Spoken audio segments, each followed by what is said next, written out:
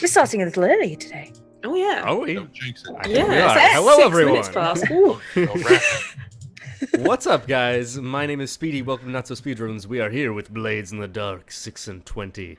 The Phantom crew is back, and Louise has somehow managed to find her way back over from the Shroud. Where Wow, it's been she such a was, long journey here. busy betraying us last night. But let's go ahead and jump right into things by going around to our cast, starting with Trendane. Yes. Well, I, as just mentioned, and am Trendane. I am a professional voice actor, and one of the games that I was working on just released today. It is The Journey Down, Chapter 3, the final chapter, in which it's a point-and-click adventure game. So if you guys like point-and-click stuff, The Journey Down is awesome. It starts out really good in Chapter 1 with this really cool Afro-noir kind of thing. Everybody's like got these African masked faces that are really cool. And it just gets better as it goes through to Chapter 3. It's very, very, very cool. So feel free to check that thing out because it's awesome. And you get to hear me as the voice of a pirate named Wothar. I'm in already. I'm in. I'm down to clown of that.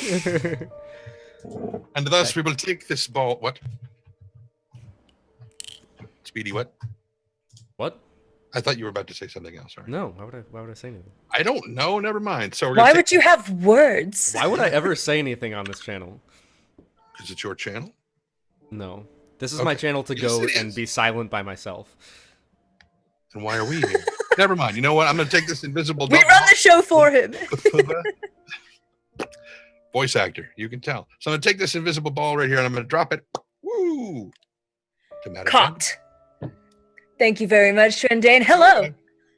My name is Madam Gandalf. I think you know the spiel by now. But let's hear it. My name is Madam Gandalf. You may find me as Madam Gandalf, and everywhere I am known as Madam Gandalf. So, I play Ari. Basically a little bit of Harley Quinn mixed with a little bit of Effie from Skins mixed with a little bit of just pure being a bitch. She just wants to have fun. She just wants to have fun. So I'm going to pass this fun ball over to Joff. Oh, God. Don't eat the fun ball. I don't think that's not non-toxic. No, okay. This is wrong kind of balls for fun. Okay. Hi, my name is Joff. As you can tell, I have a new voice. So normally my character has a new name each week. I thought I would try a new voice.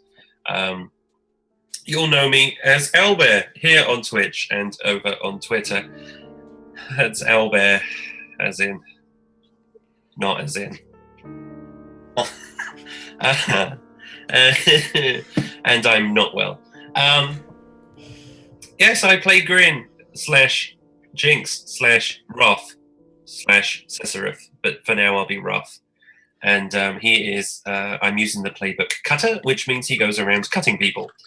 And he's pretty damn good at it because he picked a fight with a demon last week and only didn't lose. Yeah, that's it. All right, I'm going to take the ball and here you go, Louise. Oh, I don't need that.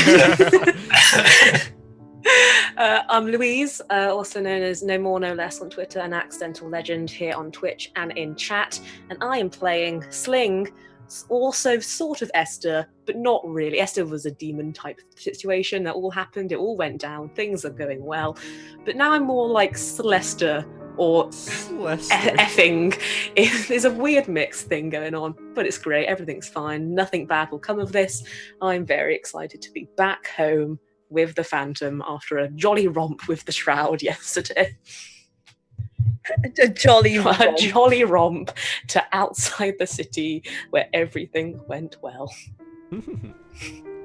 I'm glad to hear it went A quick well. tryst. A quick tryst with the Shroud. Yikes.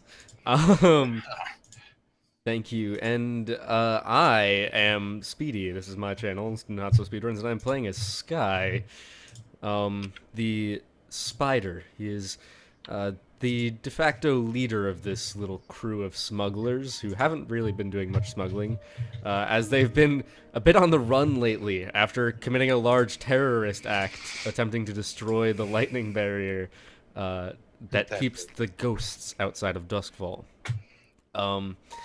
We've been on the run for a while now, but Sky is a little bit concerned at this point more for his sister, who has been restrained in her ghostly form to a spirit bottle, which he tends to wear around his neck. But not right now. But not right now. Well, I mean, at the start of this episode now, I think. But he is hoping to be able to find a way to save her. Not bring her back to life, but to find some sort of solace again. And with that, I turn things over to Johnny to start us off. Yeah. So, lots happened in the last week, guys. Let's start with where you all left off. And we'll talk very briefly about what happened in the one-shot, and then we'll open up to the moments after last week's episode. We'll encompass Sky's experience at the event that happened in the one shot, and then we'll come right into finding Sling come back to you guys. So a little bit of a disjointed narrative tonight. Kind of bear with us as we kind of tie up some loose ends. But so last week you had successfully found Sling. You discovered that there was something embodied inside of her, something playing with her as a host. Became a little suspect, and then a little bit more of an aggressive stance. The creature known as Esther that was inside of her wanting to go to Brightstone, and then when all seemed like was going to be a fight, Jinx stepped up and punched a child. To which there was a response from somebody on the Shroud, Steam, who messaged me. Greg messaged me privately and said, well, Steam's kind of would engage because he's been observing you guys. And so thus began the escape from Steam, the subsequent learning of a whole bunch of information in regards to the circumstances surrounding the demonologists who had been disappearing from all around Duskfall, and the circumstances of the man in white leading into the meeting that was going to happen inside of the one shot. So it was going to happen that weekend. Towards the end of that, Steam found you all again, and subsequently there was an exchange between Hocus, Jinx, and Steam, and ended up with the cliffhanger of Steam actually disappearing from the room. Now, briefly, if you watched the 6 and 20 show last night, The Shroud, Greg went into detail and talked about the mechanics that he used and how he tracked things just to make sure that it was a mechanically correct circumstance. And he basically used a bunch of his abilities and almost maxed out his stress. Where Sling ended up where Sling and / Esther ended up with them was Steam actually saving her, and the demon finally emerging fully and stating its intentions to find the man in white. That whole adventure happened on that side, but eventually circumstances happened that Sling was actually deposited back in Crowsfoot. Separately, we saw Sky over the weekend in the one-shot attending the Opera House event that the invitation he received from the man in white through, I believe it was Samandra. And the events ended up being that there was a new faction that introduced themselves in a very meaningful way through armed conflict. The man in white laid out a very specific plan that he had in respect to saving the city, talking about various events that are happening in the world. And then with the help of the players from the one shot, including Sky, he escaped. In that circumstance, something interesting actually happened to Sky. There was a ghost contract issued between Sky and another character on the Shroud, one by the name of Nyx. Sky, would you like to talk about the terms of that contract? The terms, as they were stated, were simply truce. What we determined that means is it is solely a truce between Nyx and I personally. Our crews are not in any way obligated to follow it. And that it basically means that we will not in any way attempt to directly harm one another.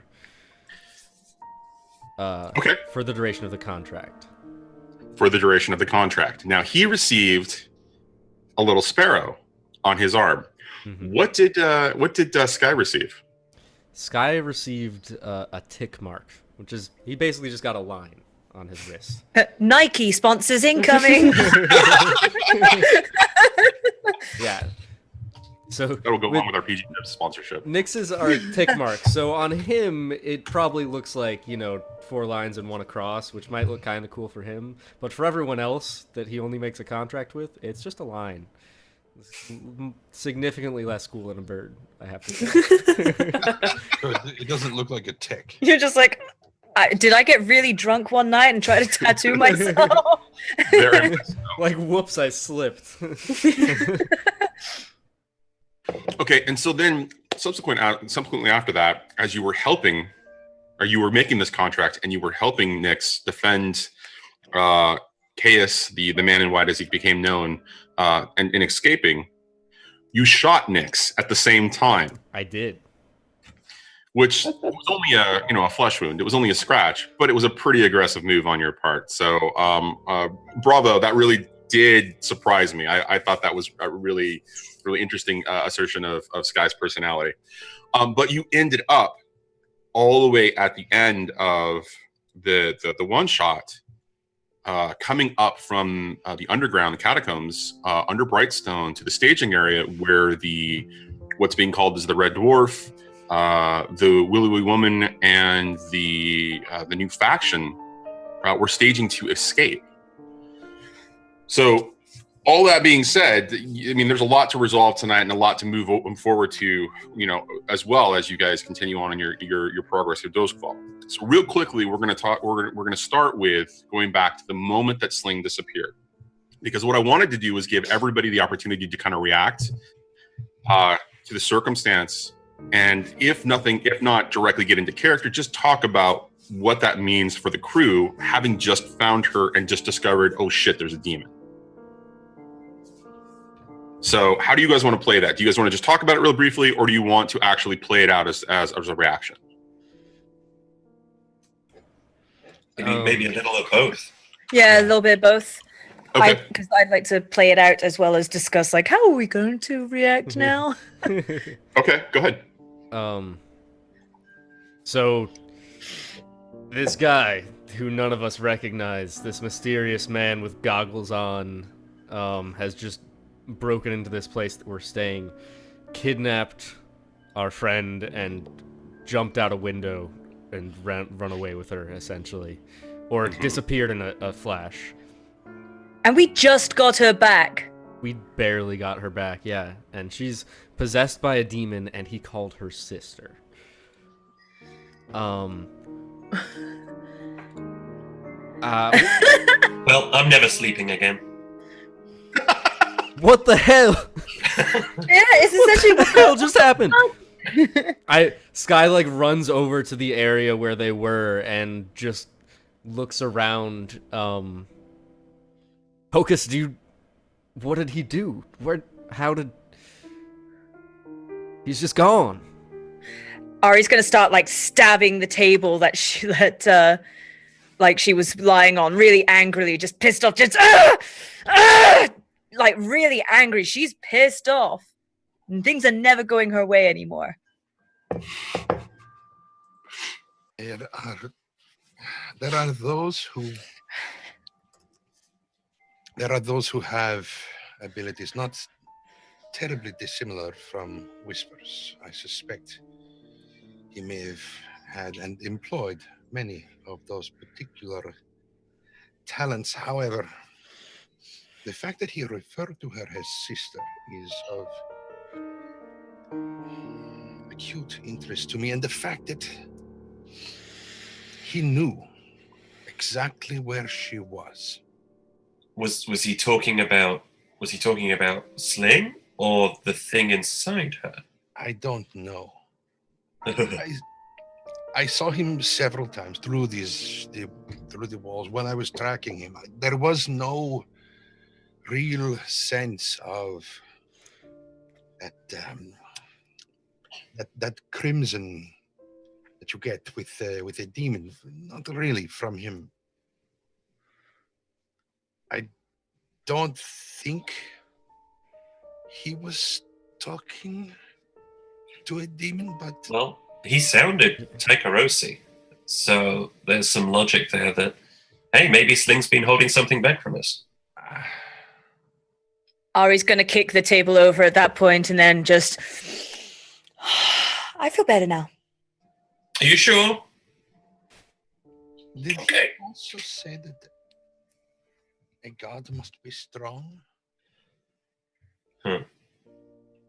He did Right say before that.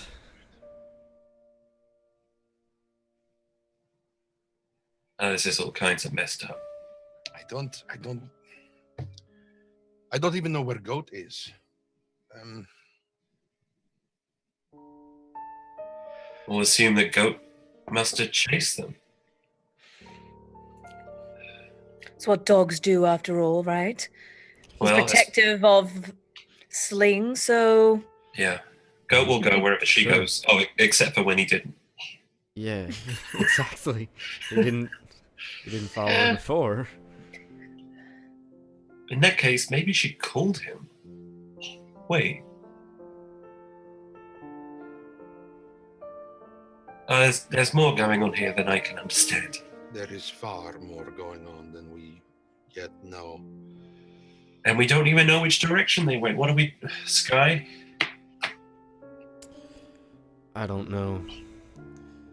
The only clue we have right now is the man in white.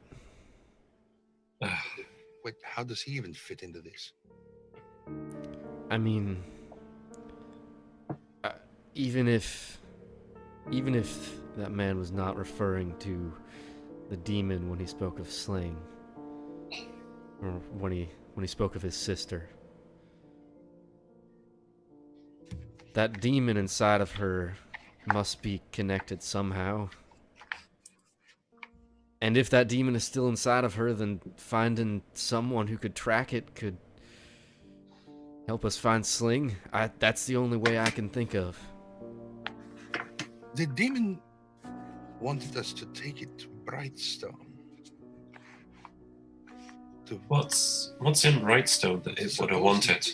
Its child Esther's parents, but I doubt that. No, the demon wanted something or someone there. Where is your little date, Sky? Date? An opera house. Right. Oh, how Steve. Oh, that's not a coincidence.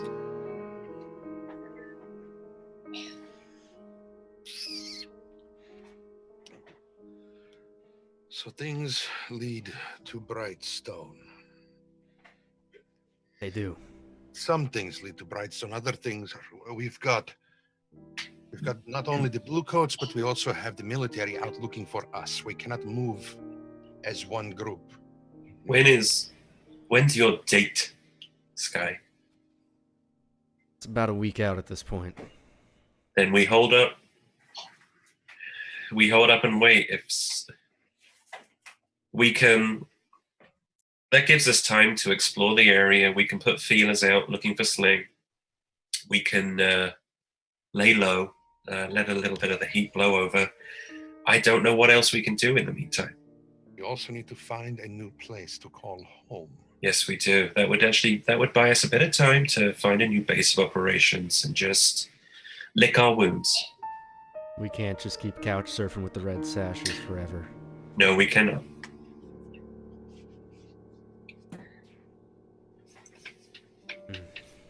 Are we calling that scene? Yeah. I think so. Okay. So at some point beyond that conversation, as you begin to make plans to acquire a new safe house, and a new base of operations, HQ, whatever.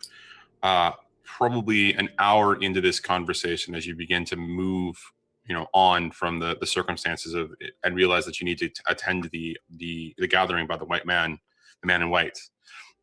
Goat comes back,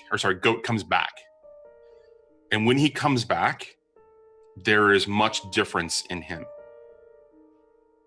He always keeps every single one of you, including Hocus, who had cared for him in the circumstance with Sling, at a distance. He's always watching you. He's always waiting. He doesn't engage. He disappears for a short period of time, maybe to take care of himself and do something, or it's what have you. But when he comes back, it's always the same. There's always a distance to him. So he's hanging around us, but if we go near him, he shies away. Yes, he moves away. He vanishes and reappears, or it's always at a point of observation. And this definitely, from what the behavior that you've seen with Goat previously, this definitely stands as something unusual. All right, so why don't we cut to the circumstances after the events of the one shot, where Sky is coming from the stairway from the underground catacombs to the staging area of Brightstone. Again, as you step up, there's a little bit of conversation going on.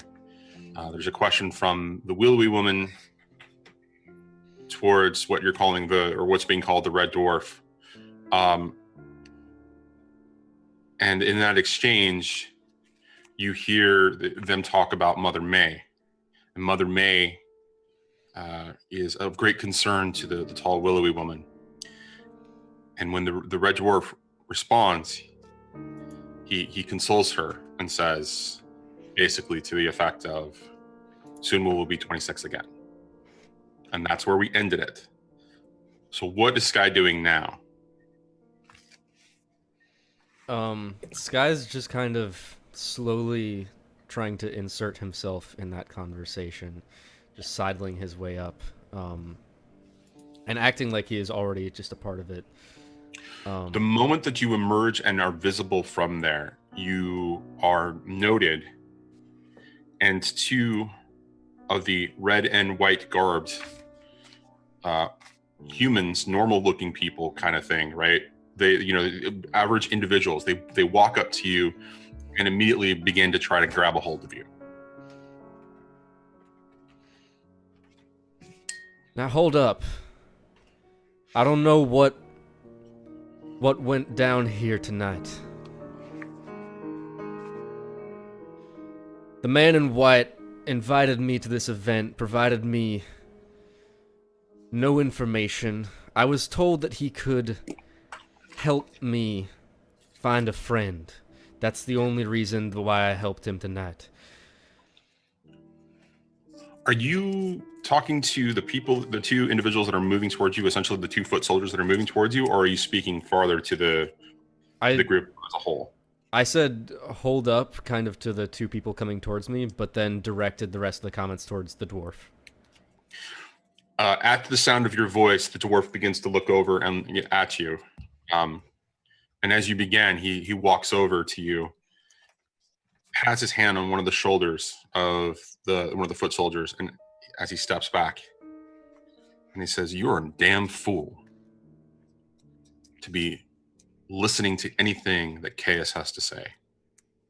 Why would you even come here?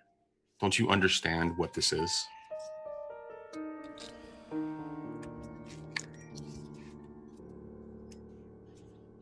I don't understand fully, no.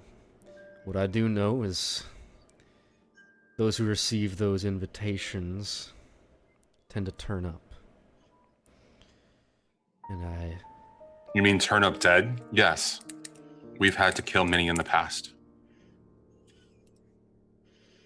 Listen. I don't like being made a pawn of. So I apologize for any transgression I have made against you.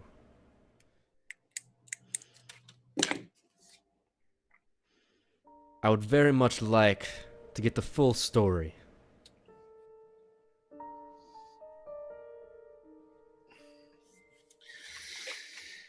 He looks at you for a second,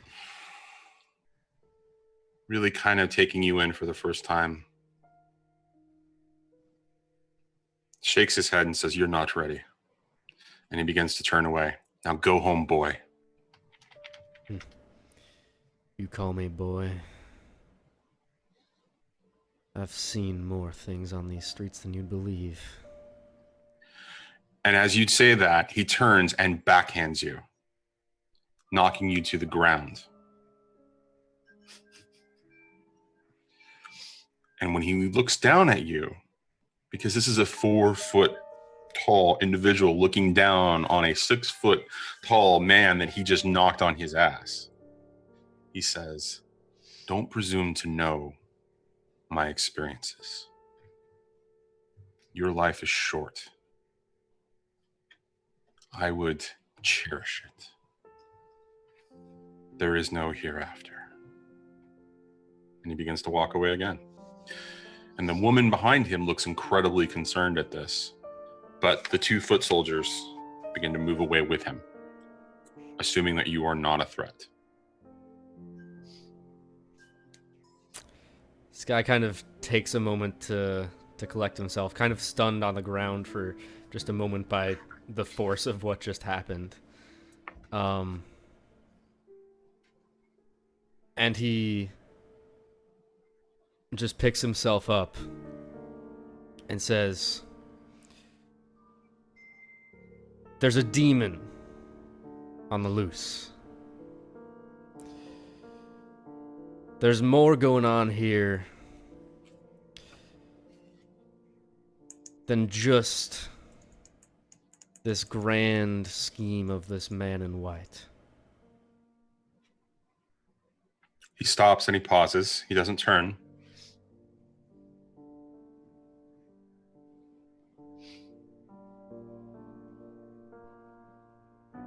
I'm more connected than I would truly care to be. I'm not attempting to impose myself on you. Quite the contrary, I need your help.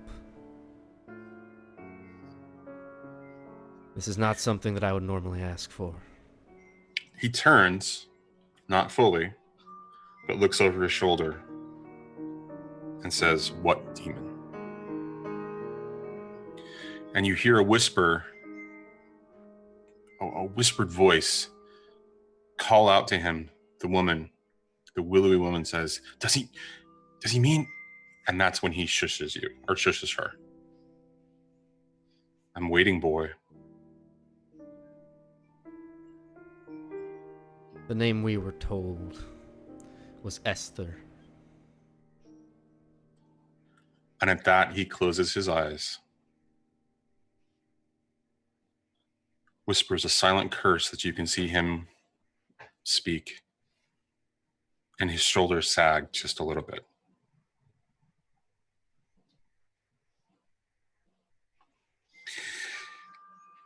He stands up straighter, looks back towards the willowy woman, and he shakes his head, and he waves her forward as he begins to move back towards the caravan and preparations. The woman approaches you, and this time you get a better look at her. Golden skin, weird shining eyes, very strange, very tall, taller than Sky.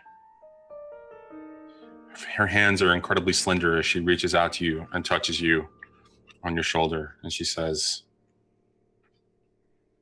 that name is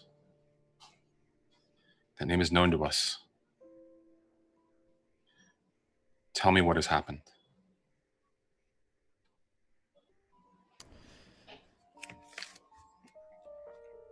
Before I tell you, Can you promise me that you will be able to help? She backhands you. No, sorry. At that, she looks at you with great pity. And you're not sure quite what it means, but it's a really sad gaze at you as she just kind of turns her head and just gets really sad. She says, nothing is certain. I don't know if I can help. The only thing that I can do is make sure that Esther doesn't hurt anybody else again.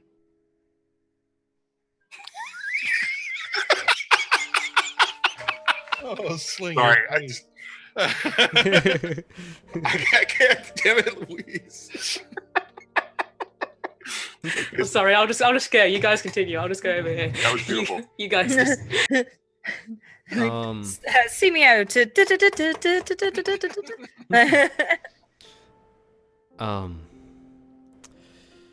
That's good enough for me.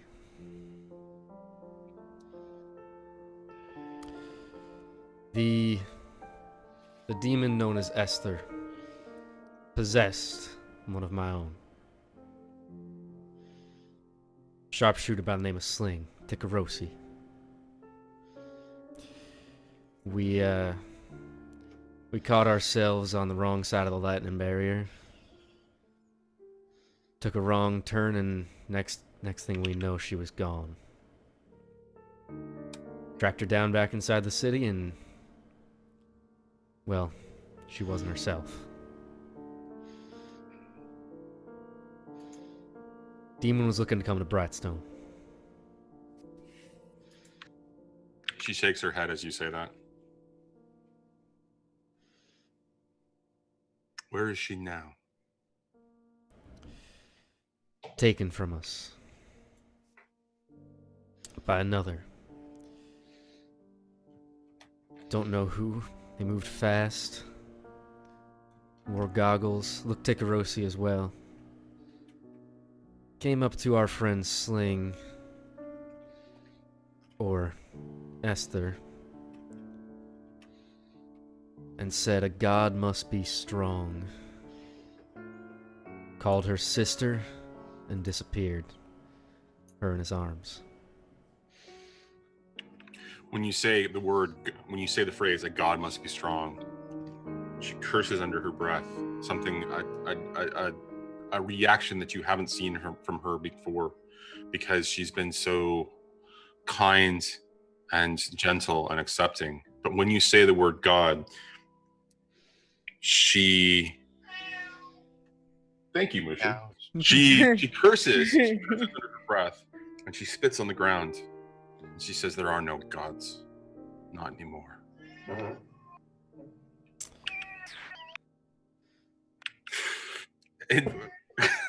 Sorry. Apparently, there's one. His name is All Mushu, hail right? Mushu. Yeah. All hail Mushu. So also after she says that, and she shakes her head again, and she says, I cannot directly help you. That isn't my place. My path is different than yours, as is all mortals in comparison to us. Those who serve us here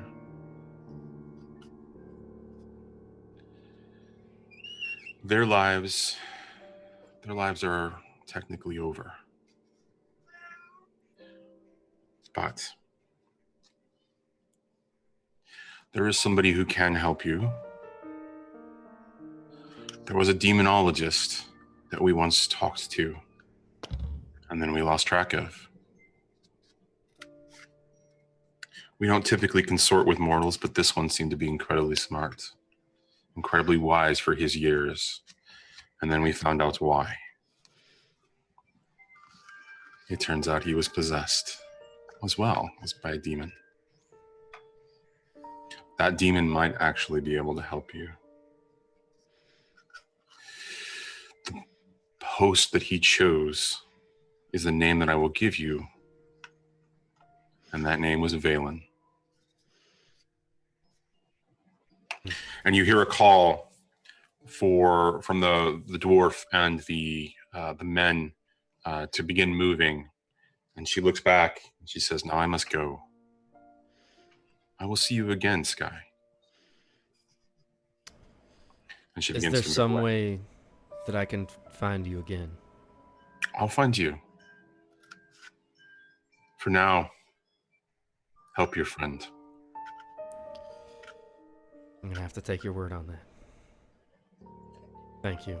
As she turns again, I as extend you my hand said, to shake it first. she does not shake your hand. She instead puts her left hand on your right shoulder, and she says, "Your contracts do not work with me." And she moves on. I was not attempting for a contract. God damn it. So when you watch them leave, they leave across the bridge from Brightstone into Charter Hall. Significant about that is that as they reach the other side into Charter Hall, the fog begins to pick up from the canal all around you as it just kind of floats over the bridge and kind of over and then begins to kind of cover the area all around you. And within moments, both Brightstone and what you can see of what was visible of Charter Hall are now encased in fog, obscuring your view of what direction they went from there. Mysterious. And so we're cutting to what? What happens now? Sky returns home to whatever the latest Red Sash's hideout we were staying at. Okay. Um, And how does he find the rest of you besides Sling? Oh, we set up a huge blaring siren saying, "It's okay, Sky, we're over here." And he just repeats that over and over and over and Yeah. over and over again. And there's flashing lights. Yeah, but they're both on frequencies that authorities can't see. There's no blue coats allowed written underneath it as well. What about Imperial Army? I What saw about we the forgot, Also we not forgot allowed. to write that in. I very clearly The whole said plan's gone wrong. That's why I said authorities. And hello, Steam. Glad you could finally make Hi, bro. Yeah, we see you there, buddy. God damn it. Hey, he's just checking in on his sister. Uh-huh. Yeah. Yeah. Hashtag Such a- just such a sibling good things, brother. you know? Just sibling things. Okay, guys. So where do we? Hashtag That's gonna crazy. get gross. That's gonna get gross real quick. Where do we find you guys? What are you guys doing? Besides saying no cops allowed. Ay. What are we doing? Playing cards. To answer Yeah, let's play cards. Can we play cards? Let's play cards. you guys can play cards. To legitimately answer your question, Johnny, what we would probably have done is told the crows to keep an eye out for Sky on the way back, and they would know where we were. You mean Sasha's? Yes. That's what you meant? Okay. Well, I would expect that that's the case. And so they're gonna bring him to you, right? Because they had helped arrange passage out of Duskwall, or out of Crow's Foot for him. I'm assuming that in whatever way he's able to make his way back to, they would be looking for him as well. Right, because they would know where we are. Right, exactly. Because they're helping you with whatever your next effort is going to be, which I assume is going to be acquiring an HQ or some sort of transport of some kind. But anyways, so Sky walks in. What's the circumstances? Set the situation, set the scene here. You realize that if you lose one more round, Wrath, that's another sock gone. I'm running out of articles of clothing. I'm literally down to my last sock. You're down to your last sock. This doesn't bode well for you. It Are you does sure not. you want to continue? Double down. All right. Don't say I didn't warn you. We'll give you a fair chance. I wouldn't dare say that. God, what are you up to? Grin, Oh, put your hello, clothes Sky. on. Oh, good for you to join us. I'm glad you're Would you wearing like that to sock there.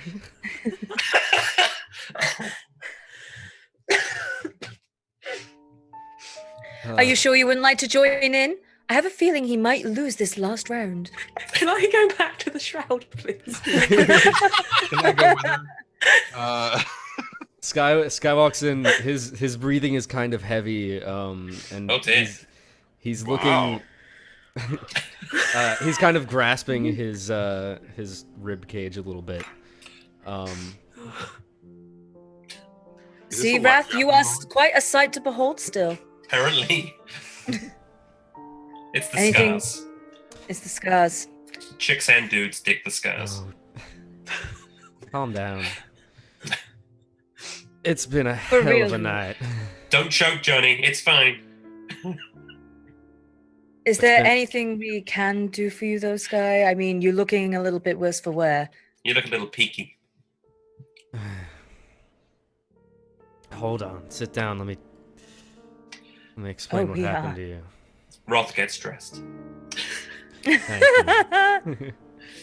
And I'm sure as soon as he reaches for his clothes, Ari's like, no, these are mine now. Yeah. Uh-uh. I have to buy them You back. can have this one back.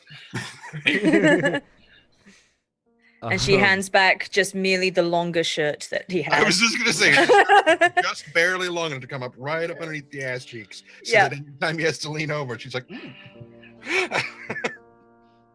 Exactly. So, Sky will explain to you most of what happened that night. He'll say that he went there. He'll mention that he saw Nyx.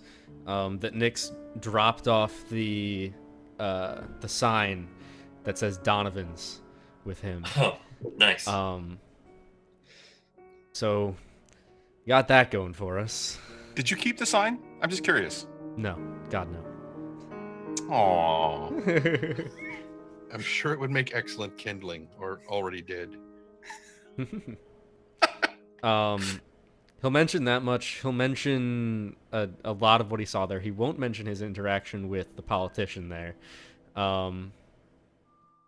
But he'll say, he'll relay what the man in white said and the fact that things got messy and he followed him down, fought with the guy in red, not mentioning Nyx at that point.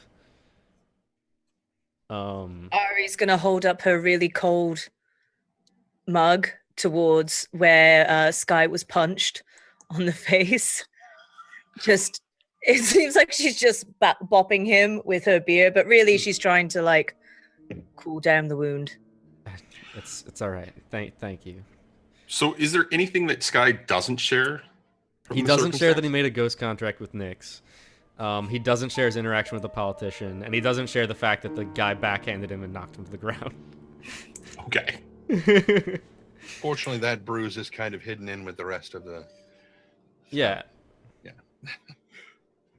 Okay, so just since he shared just about everything, this was a question I asked of Mike last night on the Shroud. I'll share with you the four main things that the man in white drops. Subsequently, his name is Caius, just for your reference. The Leviathan epidemic. The Leviathan are disappearing from the oceans and becoming harder and harder for Leviathan hunters to find. They're having to go farther and farther out into the waters. Talked about the safety of the lightning barrier, made some joke about that, implying, as he was looking at the sky. Talked about the gang war in Crowsfoot, made some googly eyes at Nyx there. And then he talked about the well in Idwasha slowing its consumption of souls. You said stopped. I did not mean to say stop, I meant slowed. But Okay. so if I said stop, a further investigation would from a meta perspective would turn up that it's actually slowing down. Like it's almost to a crawl in that respect. But anyways. So upon those words falling out of the fuck is your name? Sky's face. Completely forgot his name for a second. Hocus, who is he was sort of sitting little bit in the corner, facing the corner, so he didn't have to watch the strip poker thing going on. Sort of just working on braiding rope and leather and whatnot, just to keep in practice. But upon hearing those words, he kind of just turns his head back. I beg your pardon? The well in Uduasha's slowing its retrieval of souls. I don't know what that means, but that's what the man in white said. Caius, his name.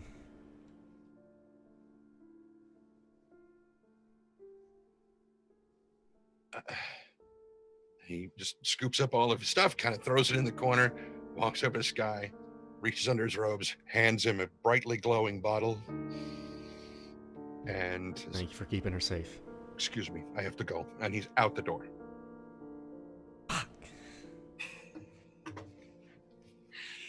Alright, Well, there goes our whisper. I still had more things to discuss, but that's fine. I mean, do we go after him, or are we just fine with him walking right out the door? He just knows all our secrets. He just knows everything about our group. It's fine. We'll just let him walk out. Ari, give me my clothes. I'll go get him. Oh. And she slowly pushes them across the table. Dressed, shirt, pants, boots. I run off after Hocus. Ari stays sitting, just kind of looking at Sky with a slightly smirked, judgmental glare.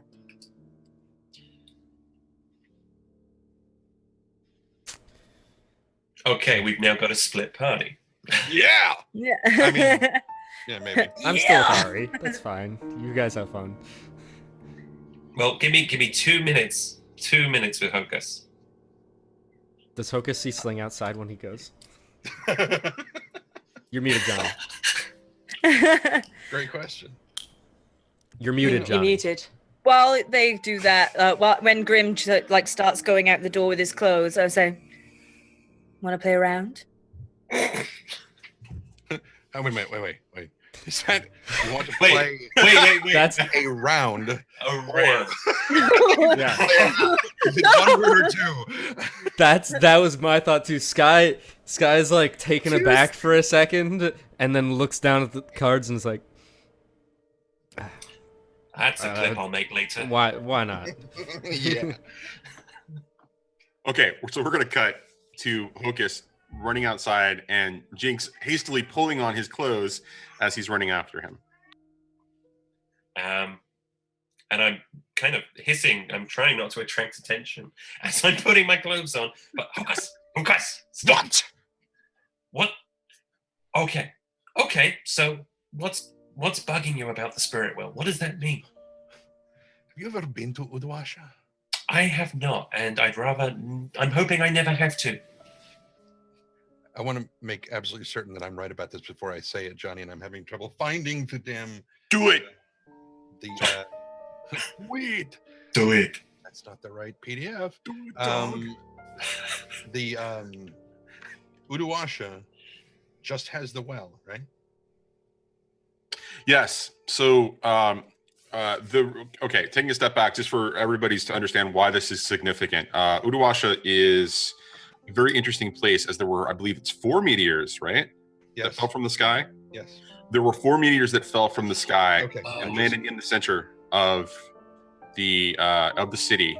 And the city was basically a smaller, kind of place, but the city grew around these 4 meteors and they're called the well because all of the souls from all of the dead get sucked into there they don't have a problem with random ghosts and possession and that kind of a thing. Oh, so if that's slowing down, okay. I found the map that I was looking for, so now I can continue this sentence. Do you know what a dusk wall has that Uduasha does not? No, enlighten me. A lightning barrier. Okay. It doesn't need a lightning barrier because any spirits or demons that get too close to the well get pulled into it. It is a gigantic pit of arcane fire. very similar to what the spirit wardens here use when they have a body that they need to. They just immerse into the thing. It destroys the body. It destroys the spirit. body. It's gone. If the well is slowing down or stopping its consumption of any kind of arcane or spiritual energies, the entire city is at risk. There is exactly one spirit warden in Uduasha, and he is a very bored man because he has nothing to do. Because if you are on the outskirts of the city and you die, it might be an hour at most before your spirit is pulled from your body into the well, and that's it. That's as long as you have to say goodbye to your fallen family members or whatever. If you are next to the well, you are out of your body before it even hits the ground. If the well is drying up, as it were, that entire city is going to fall. My entire family, the only people on this planet that I actually give a living shit about, are all there. I have to go. And boom, he's gone.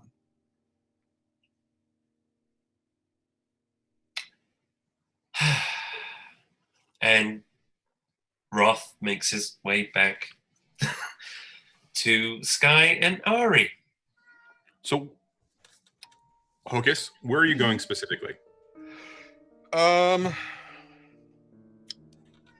He would know where the spirit wardens are. I mean, where their central... So the crematorium is in Charter Hall. That thing, that's where he's going.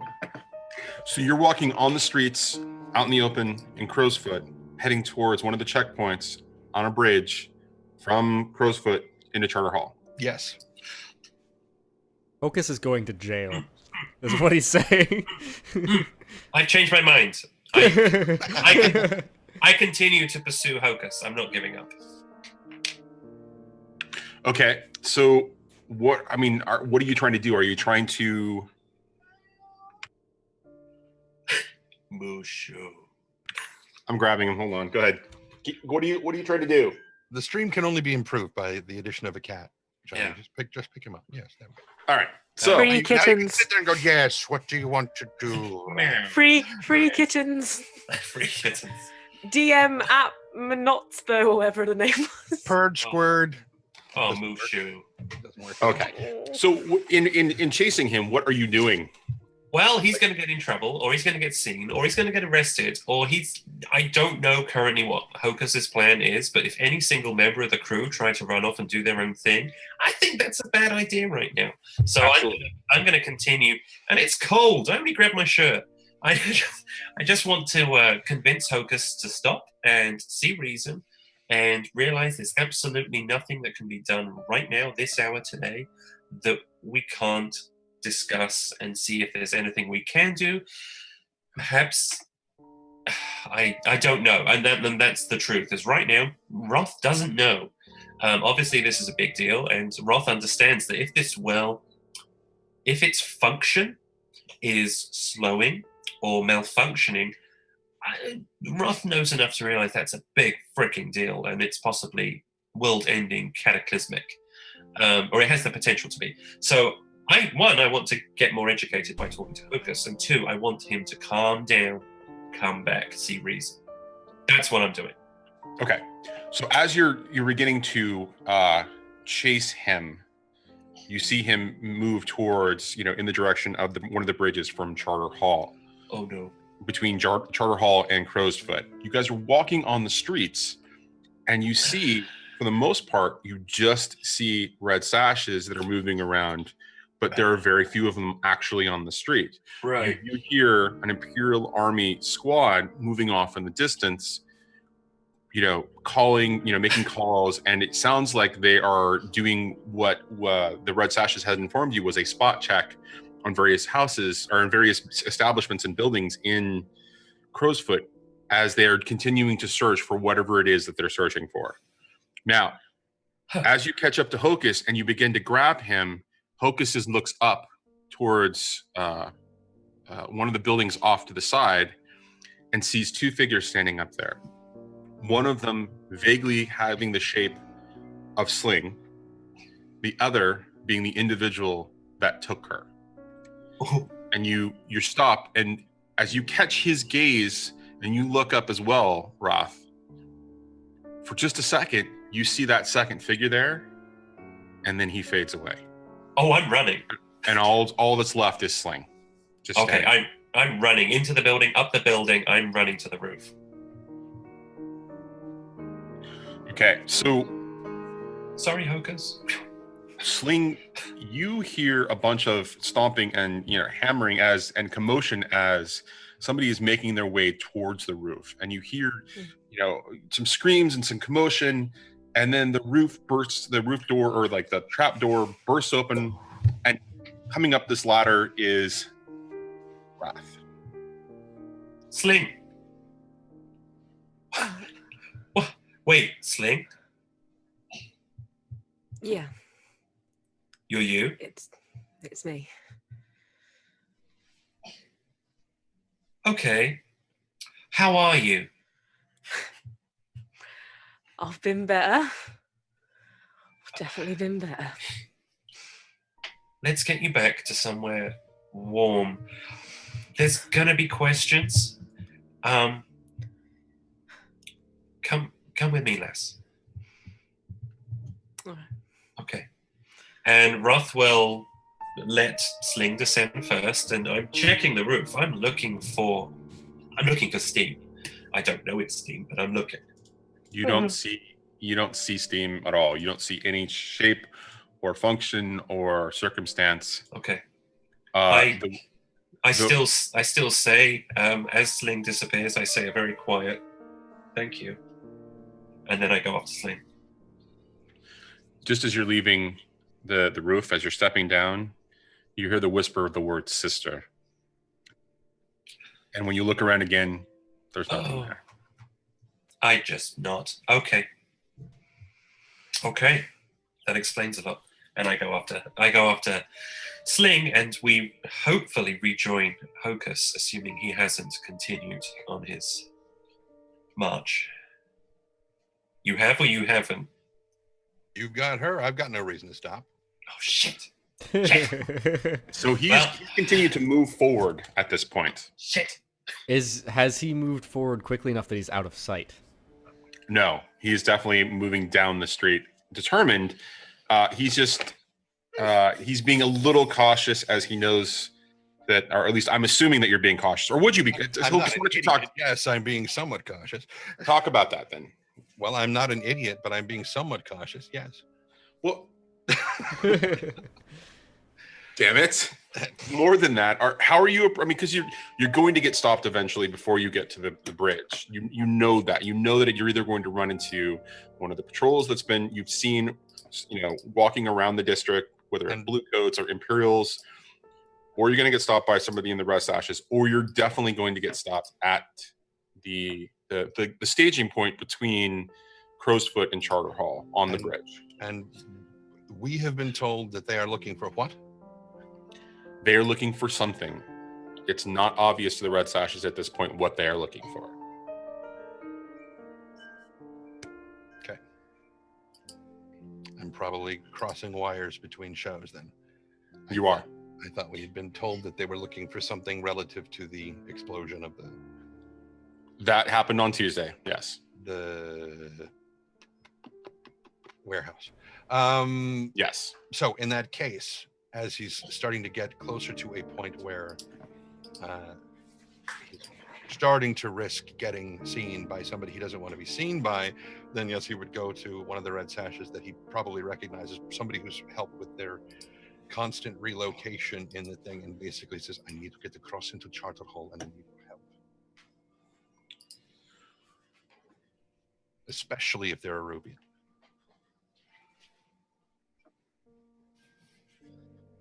This way.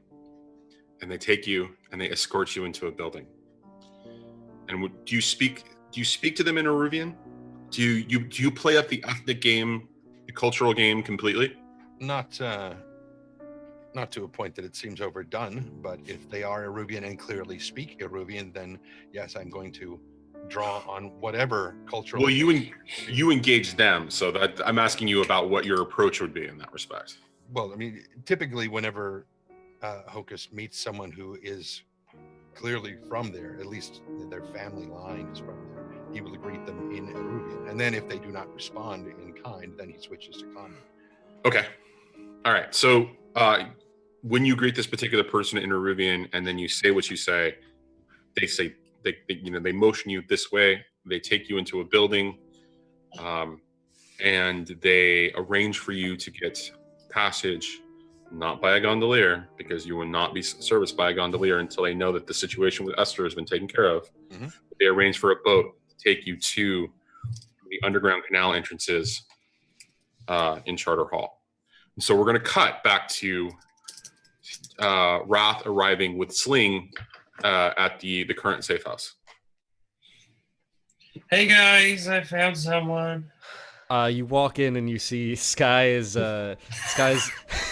now he's not completely naked, but he's not wearing his jacket anymore. He's down to just like a wife beater and briefs. Oh, you're faring better than I did. Good job. Sling's gonna walk out. Well, that's the like weird part, is that Ari is there too, and she's not looking amused.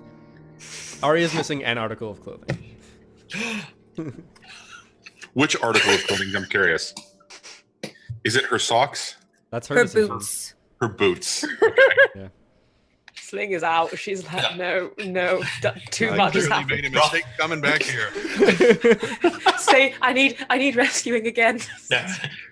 Roth just very calmly grabs Sling. Rita, it's fine. It's just a card game. You're fine. Oh, the demon child has returned. Ari. That's Ari. not Hocus. What the hell happened? Sling, where have you been? In short, this is what happened in short. I followed Hocus. Hocus is a man on a mission. We saw Sling. I went to get Sling. I came back. Hocus is gone, but I have Sling, so it kind of balances. I mean, I'm happy to see her back if it really is her.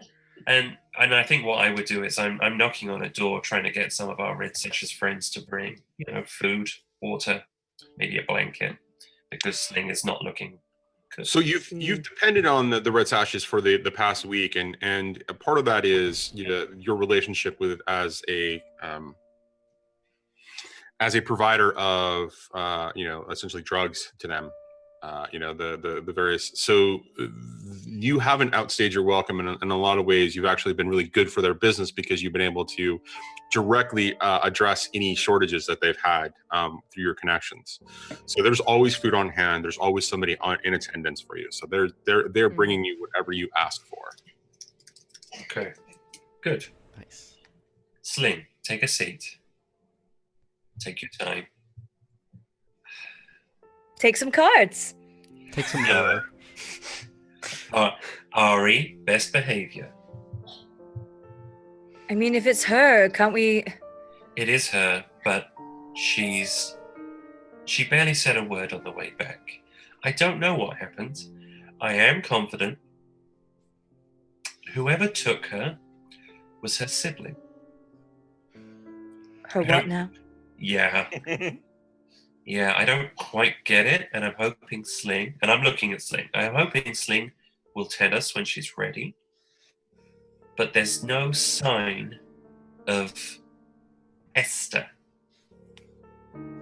Well, that's good, because Esther was creepy. And Esther I was- quite like Sling. Sling, I quite like you. I've grown fond of you and your... And she starts, in the air in front of her face, drawing the, inky lines. It's like join the dots. It's a cat. So she probably just kind of moves a little bit further back. What is Sling wearing? Yeah, I was just about to ask. Has Sling changed her clothes from the circle? From or is the bloody scar still in her jerkin / blouse / whatever she's wearing as her on her And across just her top? does she still have the mask? Does she still have the mask? He gave Because it, nobody took it from me. he gave it to her. I don't know what this mask is. You but I put like it on me and then they On took you. me away. That is So- correct. I'm saying I'll still have the mask. All right, I'm not, so probably not I- wearing it. Like, So- Probably in my bag. this is about the mask then. It's not as weird. It's quite a noticeable, like, this is not your face thing. I think we should ask Grimjack Greg in chat and see what the intent would be, just so that he can tell us. But other than that, no, I know Nyx was the one that gave it to her, but did he take it off of her is the question. No, he left it on her. Did he? Okay. I watched it right before we started this. And he asked me, he messaged me last night in Discord and said, "Did you see what I did with the mask?" I was like, Oh. Okay. I have a mask. All right. Well then, I guess Sling is not, or Nyx or Sky is not the only one that's going to get a visit from Nyx at some point. You left this behind me. So are you wearing the mask? And She are isn't you wearing it, but she has it on her person. okay? And Okay. what are you wearing otherwise? Like, are you still wearing the same bloody? Oh yeah, same thing. She wouldn't have had time to change. Okay. Okay. This means that we came back in as secretive way as we could, taking to the alleyways and shit, I didn't have my jacket. I only had my stupid shirt. Wow, that's hilarious. So I was literally hustling Sling and myself through the streets back to the safe house. I didn't even ask questions about the scar or the mask. I just had to get back somewhere safe. So here we are. And as the water comes and the food comes and a blanket comes, I'll also ask for a change of clothes or make sure that there's a room, set up for Sling.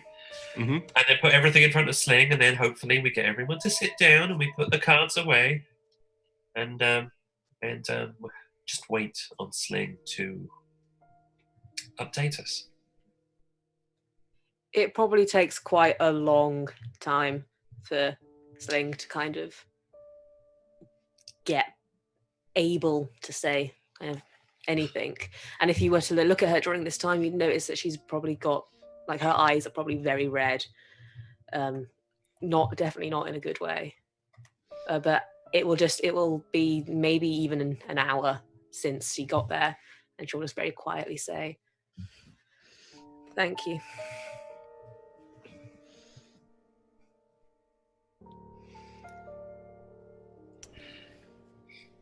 Are you okay? I'd be lying if I said I was, but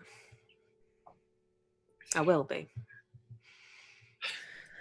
Do you remember anything of what I happened? remember everything. Oh God! And that's when Roth stands up and stands in a corner. There's plenty of drink on hand. Oh, not. There probably isn't. Fair enough. For him. Actually, I want to make it clear that Roth is probably mostly sober. He is at least 75% sober just because of this situation. Ari's having a drink. Oh, But you're angry and like clutching a knife or something. and has been all week since Sling disappeared.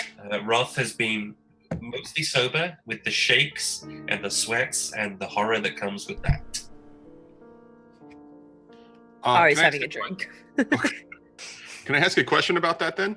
Yeah. Does that mean that you were looking to shift your vice in some way? No, it was Sling being missing was more important than losing myself in the bottle. And that's probably the first time that's happened to Roth since the Unity War. Okay. Since the whole deal with his best friend and everything else, I think Roth was genuinely scared. And he has been, in the interim, out every single day scouting for her and cursing himself for not having the level of scouting skills that Sling has. So yes, he's a little bit of a mess, and so when this is mentioned, he retreats and puts his back to the wall. The moment she says she remembers everything. I remember everything, and I'm sorry. Why are you sorry? Because you guys got hurt because of me. Because my brother got hurt because of me.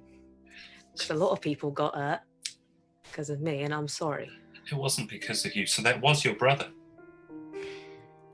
That explains his tenacity. He really wanted you. I wish that had gone differently, and I wish he hadn't seen what he saw.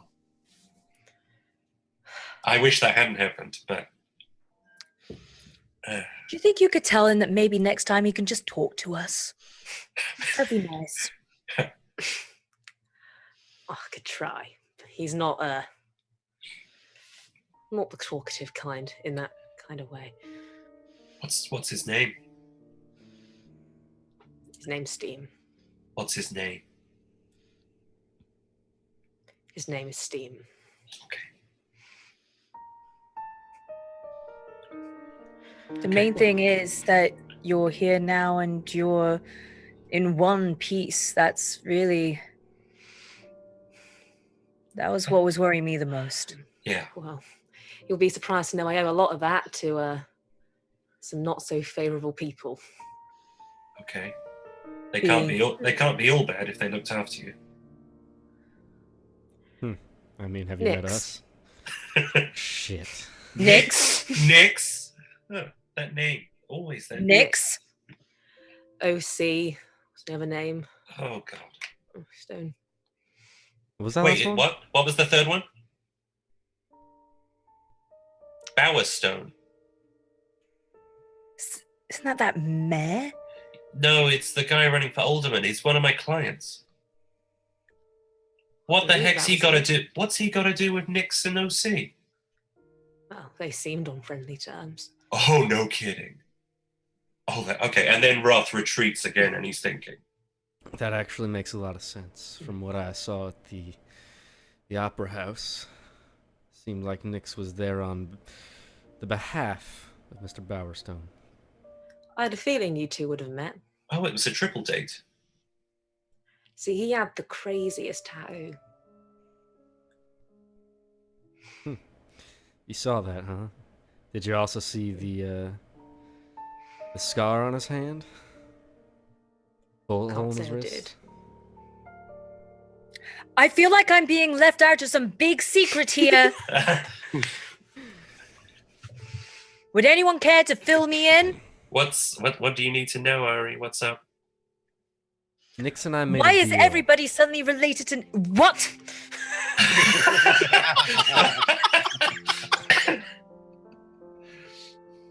You and Nix made a deal. You and Nix are now happy families. Oh, I assure you not. I mean, he did stab me. Sort of. He stabbed her. But, like, it was kind of like, well, I'm not really sure if he was stabbing me or if he was stabbing what was ever in me, but either way, there was some stabbing involved. But now I'm How here, does so- anyone stab out of love?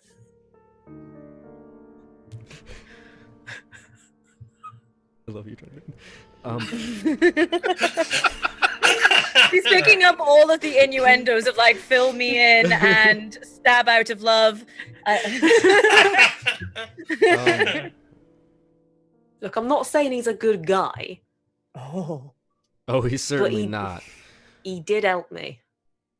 I can't deny that. They're not exactly good. We guys. found ourselves on the same side of a battle, and in a heated moment, he asked for a truce so we could fight. I didn't quite want to give it to him, not after what we'd been through. So I left him a little memento, a bullet through the hand. Does the truce prevent either of you killing the other? Directly, suppose. Oh, okay. Well, just point me towards him. You're all welcome to do what you want, so long as I don't tell you to. As long as he now doesn't think Got he's it. holy. Well, either way, we've got bigger problems right now. Well, yeah, potentially, because, one of our troop is missing. Mm-hmm. Again. Ari, are you next? Shall we get Hocus back and then you'll do a runner?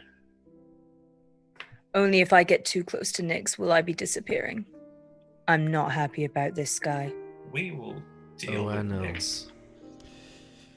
From what Nix told me, in the 5 seconds we talked before things went bad, he's not too happy about you either. Doesn't No, seem to that's care right. much about the rest of us. That's fantastic. Look, we can all be unhappy together. That's great. But right now, we've got to find Hocus. We've got to get out of this place. We got to get ourselves sorted, and we can't let this happen again.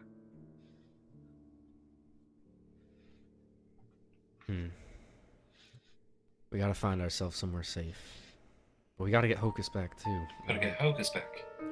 We Raph, can't where divide it. did Hocus say where he was going? Well, he did mention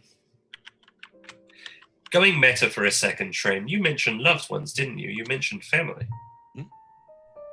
You didn't specifically say where, though, did you? Oh yeah, well, yeah, it was pretty clear with describing. I mean, the well is in Uduasha, and That's where your family is? yeah, everything. Oh, okay. He's a Ruvian. He's Right. born and raised in the city of Uduasha. Right. Then I relay that. That's where he's going. That's exactly where he's heading, straight as an arrow. That's where he was going when we were all on the ship. Right. But now the urgency is greater. So we have to catch up. We have to pull our stuff together. Sky, get dressed. Alright. Yeah, everyone get dressed. And we need to move. God. So Sorry, I was just imagining what it's probably like to play strip poker with Ari. And her thing is, you know, yes, you're going to, but you take off the deepest layer of clothing first. So you basically have to strip everything off to take off your underwear, and then you put everything back on. But the first time she's like, no, slowly. You do a strip tease for, then you take off, and she's like, okay, you can put it all back on now. And then the next hand, and sorry. Oh, he knows me too well. Too I know. well. I know. But I get being right above you all the time. And you can see her undressing the rest of you with her eyes, basically, as it's all going on. Mm-hmm. Sorry, please continue. that's bear, as in not as in. So Sky, what's the plan? We need to move. I mean, if he's going to Aruvia, I mean, the docks would be the only place to go, but We head him off at the docks. I don't know what his network is like. I don't know what his contacts are. I don't know if he's going to jump on a boat or not. I have a few people down at the docks, but to get word to them, I have to get there. So we should ask for transportation. Maybe we can borrow a cart. We have to get to the docks.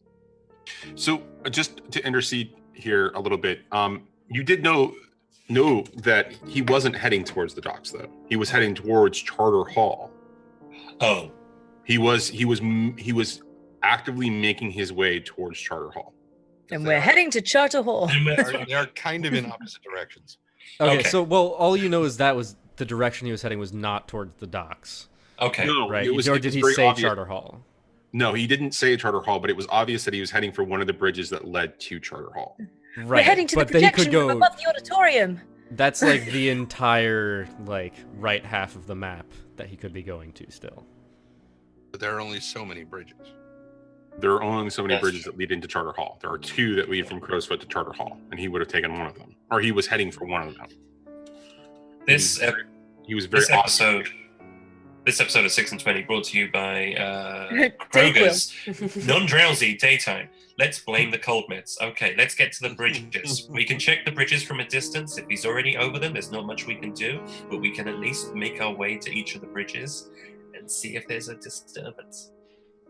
Because I don't know if he's a whisper. They may let him just cross.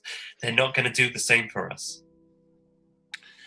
At that prompting, a messenger comes in, and these happen all that often. That often between the different Red Sash establishments. This being one of the drug dens, again, not openly operating right now, but still operating enough to be able to make a little bit of business. But stepping in is one of the messengers between the various establishments, and after that person leaves, the manager comes up and speaks to Sky directly, and mentions that one of his individuals is asking for passage to Charter Hall. Huh. And that the passage has been given because he is a brother. Okay, we know where we're going. Could we be afforded the same passage? Done. Much obliged.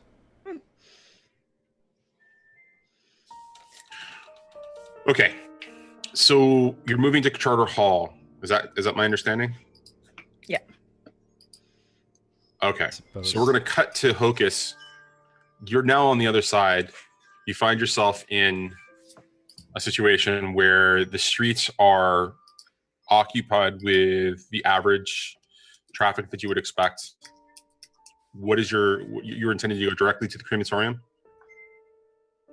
Okay. So on the map, if you're looking at, see, you guys should be on the map at this point, right? Yeah, okay. So you're on the map. There is quite a large building right here, right in the center of, is that it? I think that's it in Charter Hall, or maybe it's over here. One of these large buildings happens to be actually the crematorium, and it is this large, massive structure, 3 or 4 stories tall. Looks like a refinery of some kind, except the smoke that billows from it has this sickly sweet smell to it. And otherwise, it's just this completely contained structure. Like there's one entrance that you can only see. It's obvious. It's the front doors there. Otherwise, you don't see much activity coming from it all, except from what's coming from the essentially the smokestacks that are placed on top. And so, as you approach the building, you're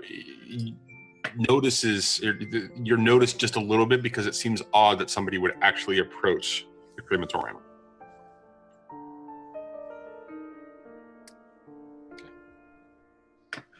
Okay, so what are you doing? Go up and knock on the door. There is no answer. It's a loud, hollow sound as you pound on the door. At first, you make a tap, and when you don't get a response, as you increase, the sound just gets more and more hollow as you bang harder and harder, and then the doors vibrate, but nobody comes to answer. It is here that you hear the bells ring, which means that somebody else has died. Something that it's hard for you to hear in any place but right here, but you hear it. And you see the crows begin to take off.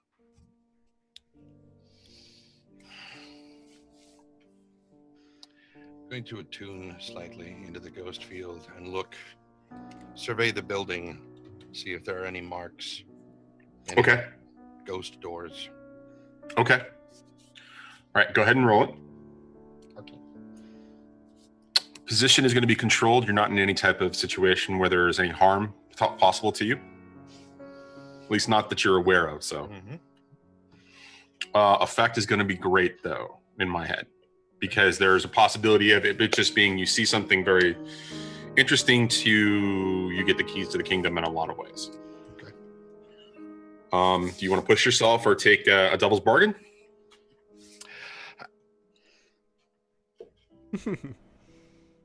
I still haven't had a chance to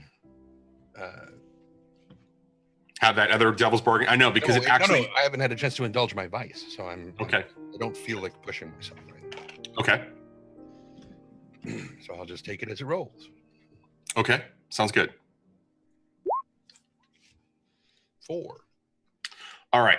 So as you're kind of slipping into the ghost field, what you see as you focus in is the structure itself is almost solid with energy. I mean, it's overwhelming how much spectral energy is like permeating this particular building.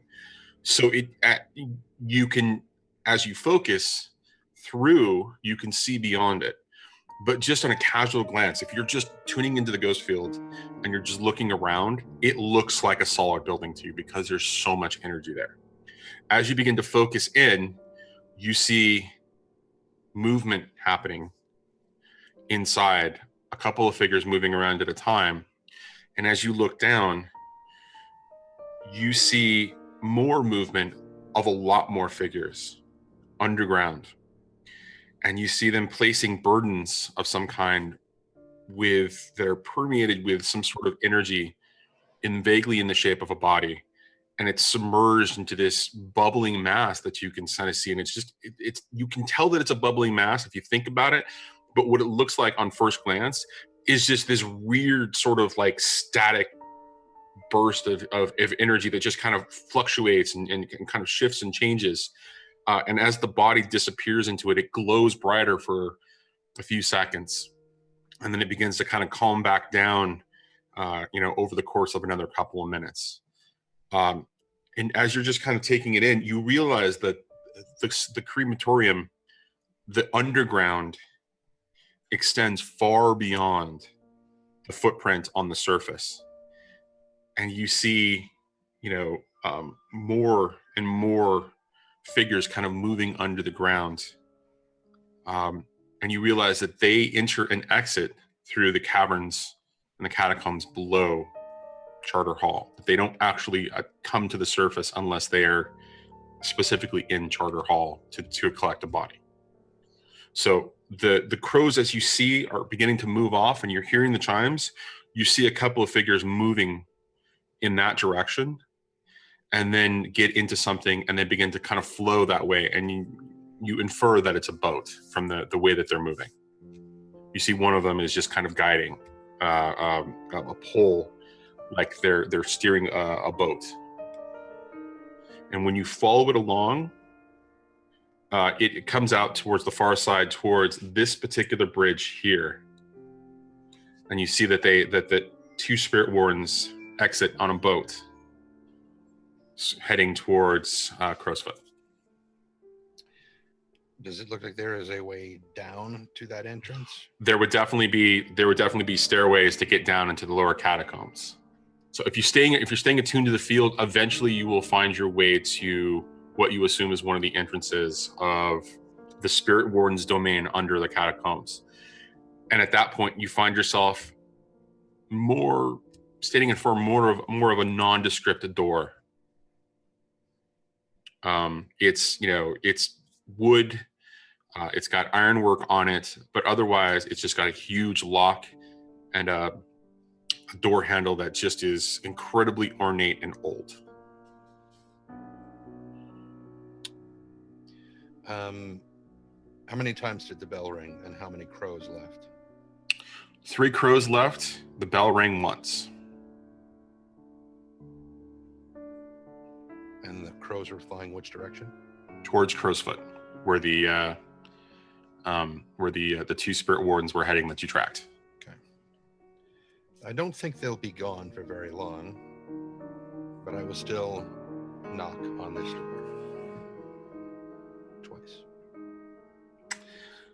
This time, as you're still attuned to the ghost field, you see figures kind of moving in that direction.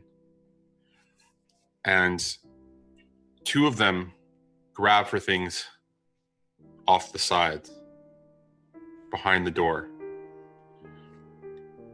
The door opens with a creak as it is very slightly, and out peers a masked face.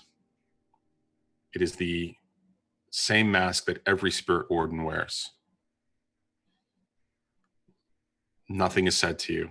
They're just looking at you. Or he's just looking at you. It's just looking at you. I'm going to say it. Anshakirum.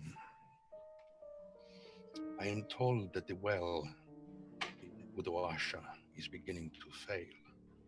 If this is true, we may be in need of each other's help.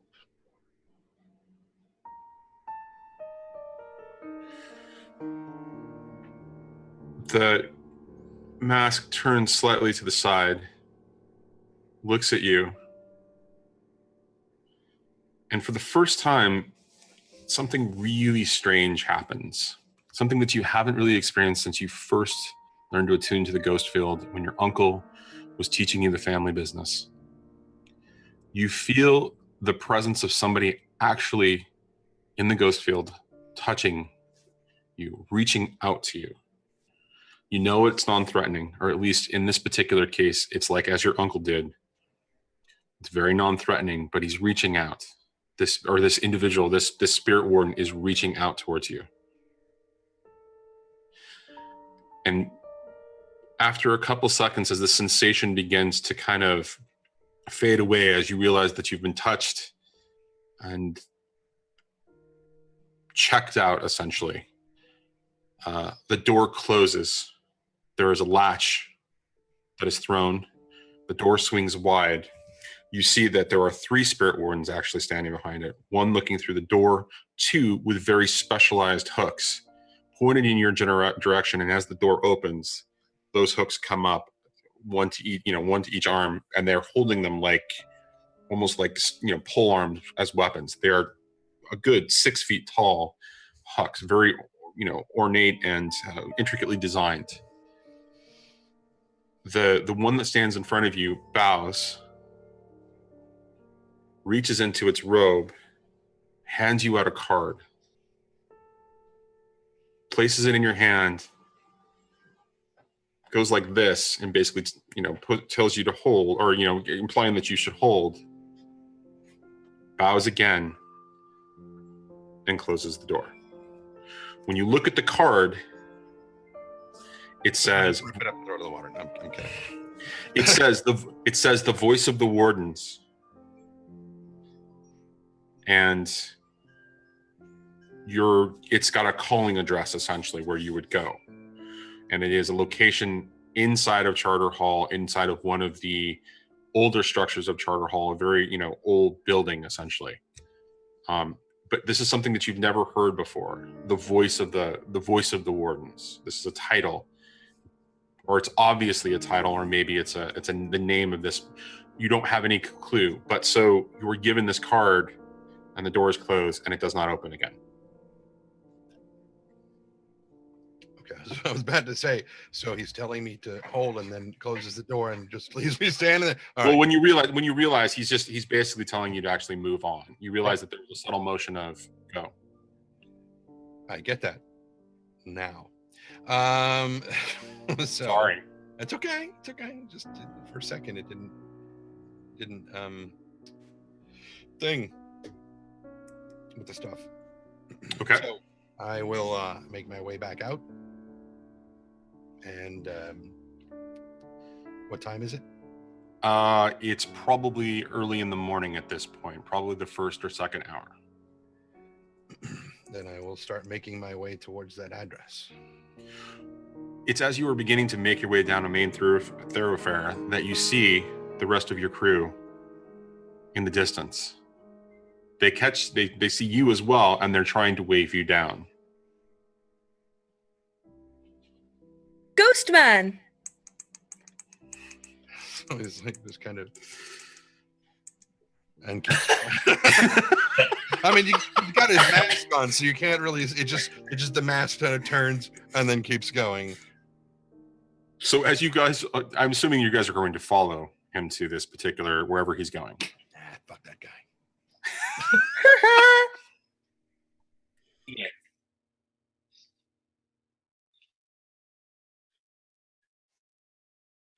He's continuing to move forward with purpose, but you could definitely catch up to him. I mean, he's not running. Yeah. He's moving with purpose.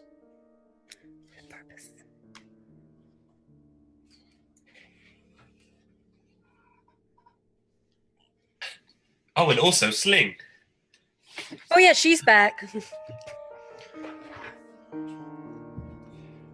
Yes, I remember it probably a little bit better than most of you. Except perhaps her.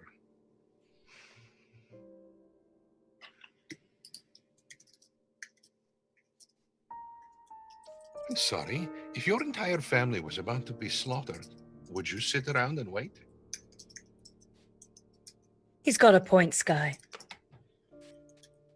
Oh, he has a new tattoo, by the way. I don't care. See? It's not all about you, Sky.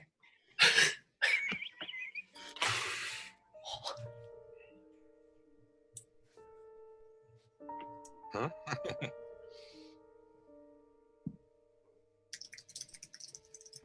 Because I don't know.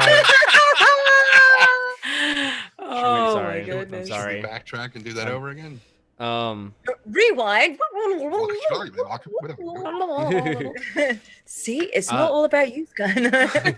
There was more going on that you missed before you ran out. Mm-hmm. And if your entire family was about to be killed, what would you do?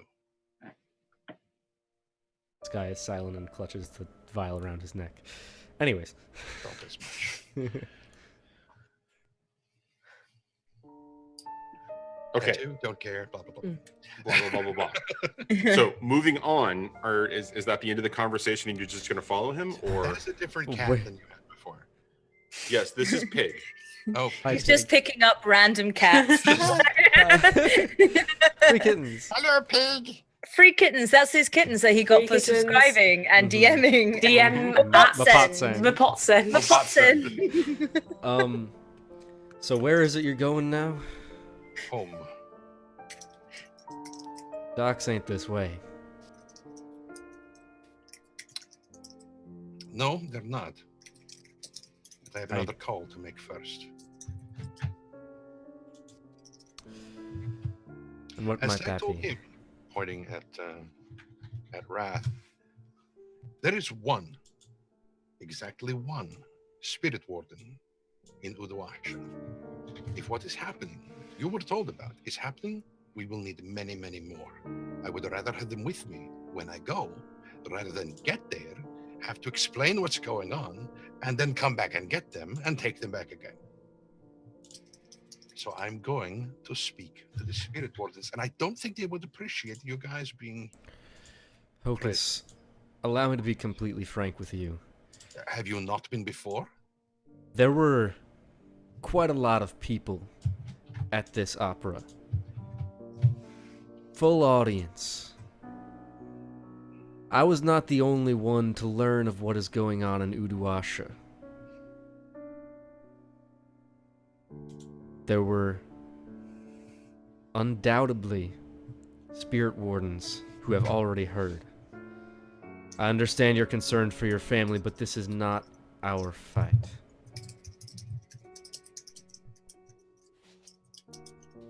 Are you sure you want to say those words to me? You in particular.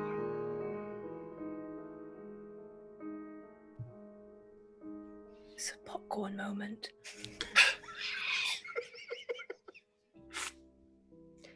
If it's its fight, then it's our fight too, Sky. What were we doing? We were on a ship trying to go down to Iruvia and eventually back up to Scotland, or at least some of us were, when all of this thing happened with her. That is apparently now resolved, and so I fall back onto my first priority of going home. Only now, the priority is much higher. The stakes are much higher. So I'm simply falling back onto our original plan. I'm just stepping it up a few notches in it. And he just sort of loses the ability to speak for a second. But he's trying to say the word intensity.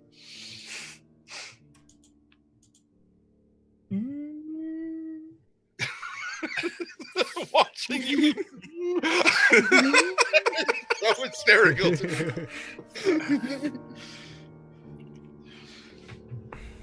I was just miraculously picked up a banana somewhere along the way. A slightly glowing banana. Hocus. If you have to go, then go, but our goal was not just to reach Uduasha. We had work to do before we got there. And at least some people had others they meant to take with them.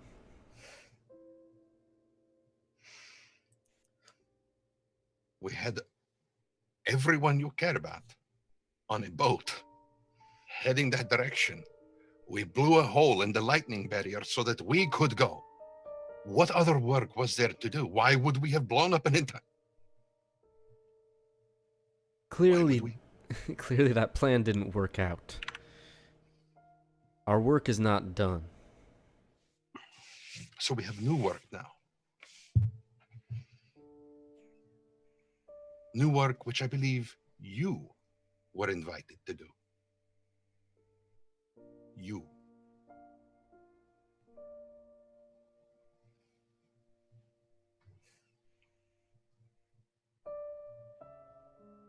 I turn to the rest of the group.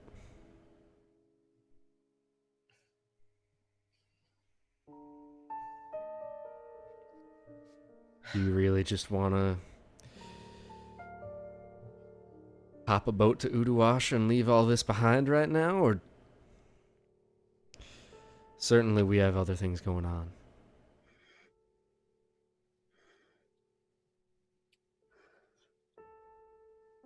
Uluwasha was not the destination for any of you. It was mine. None of you have to come with me. It is not a priority for you. And he turns to Wrath and says, you were on your way, and of course to Sling as well. The two of you were trying to start a Scotland civil war. You were going around and back up towards Scotland. That was your destination. Yeah, it was. And then he kind of points to Ari and Sky's like, I'm still not entirely certain where the two of you fit in, except I think you were trying to help with that starting thing. But my destination, my purpose, was to get back to Uduasha, and now that purpose is even more critical than it was before.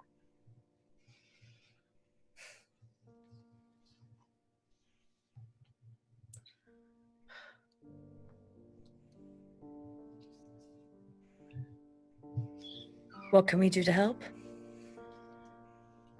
You've helped us in so many ways. I feel the least we can do is support you in your endeavors. Or at least that's how I'm feeling. I don't know about the rest of these guys. Don't even know what my endeavors are. I don't know what I can do. There are far more powerful whispers there than myself. I've no doubt that the warden that is there is going to seek out any of their help, but my family is there. Can you tell us, can we help you? Is there anything we can do to support you in this? I don't know. I don't know what I can do to help. Family comes first, and I'm an orphan. I think most of us are orphans. And I previously had two people I cared about, and I've screwed over both of them. So, for better or worse, you guys are what's left. And Hocus, believe it or not, I think the majority of us want to help you. And it's not through some selfish means. It's just because we actually do give a damn. Yes, I wanted to start a second war. I still want to start a second war. I don't want to sacrifice Scotlanders. I don't want to kill every Imperial, most of them. I'm working through that. We're all one big... Oh, so you go. No, I was going to say, and this time I'm looking at Sky. Destroying Doskvol does not serve a purpose. Doskvol is a Scotland word. Did you know that? Doskvol is actually a Scotland word. And I wish I could remember what it means. This city used to belong to the Scotlanders, and I'd like to see it back in their hands. And I'd like to be a small part of that. That's big picture stuff. That's why I'm still here. That's why I'm still part of this group. I'm not quite sure how I'm going to help that happen. But with this whole with the shenanigans in Crowsfoot, the two politicians going up for alderman, that's deserving some attention, but it can wait. For now, I just want to help you, Hocus, honestly. You tell us what you need, and we'll help. If you don't know, we'll go scouting. We'll see if there is anything we can do. So the least we can do is at least go look.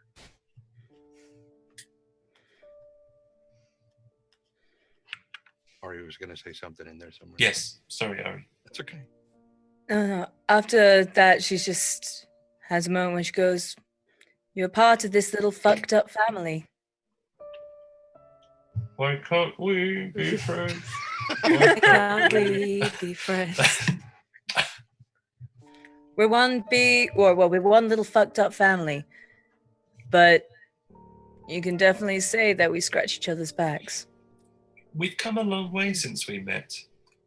And actually, going meta, it's been a few months, hasn't it? Yeah? Okay. Yeah. I told you once, Hocus, that I pitied you for having hope in a world like this. But I don't anymore. Because now I know that it was because you were stronger than the rest of us, and you still are. And you're strong enough to do this. And we want to help.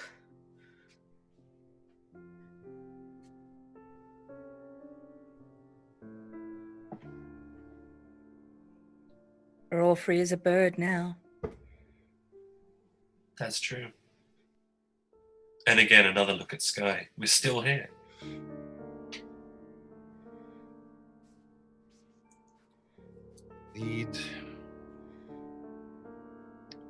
I need to speak with the wardens. Okay. Much like the opera, I have been invited to this. No one else. Okay. So, why don't we need to find a place that we can operate from while we make whatever plans we can. It would probably be best if you guys work on that while I talk to the wardens and see if there's anything I can, We can do that. or if any of them will help. We can do that. And you can always find us through the Red Sashes. We'll stay in touch so that as the safe house moves, you'll always have a way to find and reach us. You say the word and we'll be there.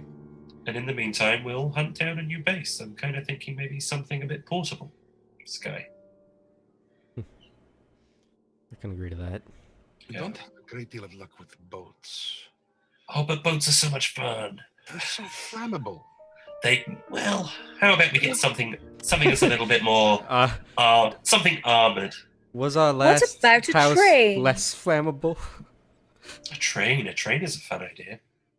Our last house was set on fire by someone in our own group. Yeah. I like watching the flames dance across the street. It reminds me of Christmas. Thank you for confirming exactly who that was one more What? time. What kind of Christmases were you having? Only the best kinds, I swear. Usually they're just candles, not an Nothing entire like a building. few chestnuts roasting on an open fire, you know. You know that meme where there's a little girl in the foreground and a house burning in the background and she's grinning? That's Ari.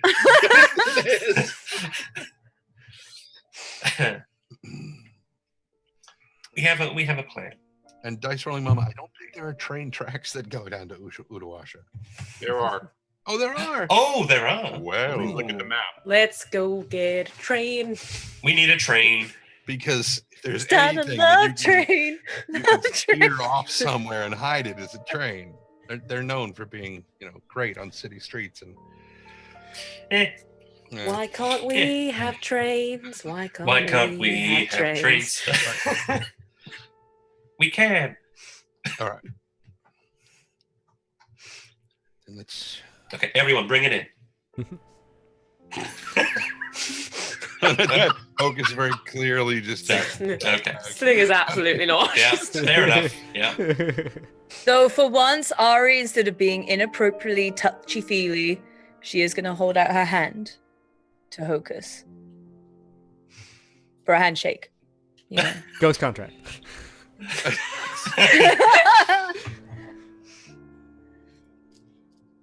And the mask just sort of pivots down towards the hand and then back up. Oh.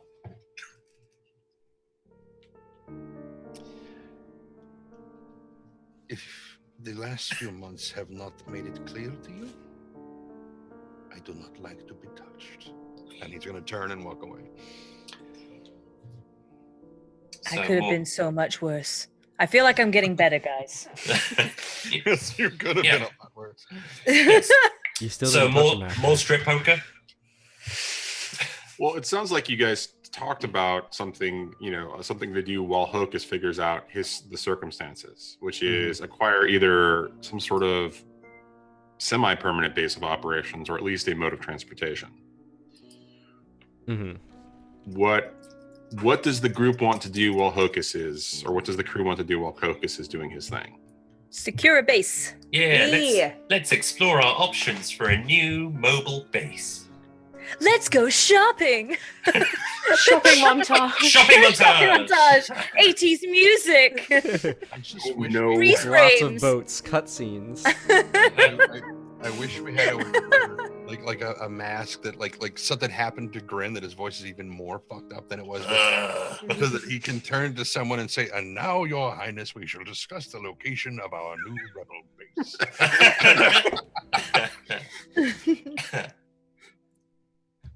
Okay, so what are you attempting to do in respects to acquiring a semi-permanent mobile base of operations? I like the train. I like the train idea. I like the idea of getting something that's off tracks but can easily use the tracks.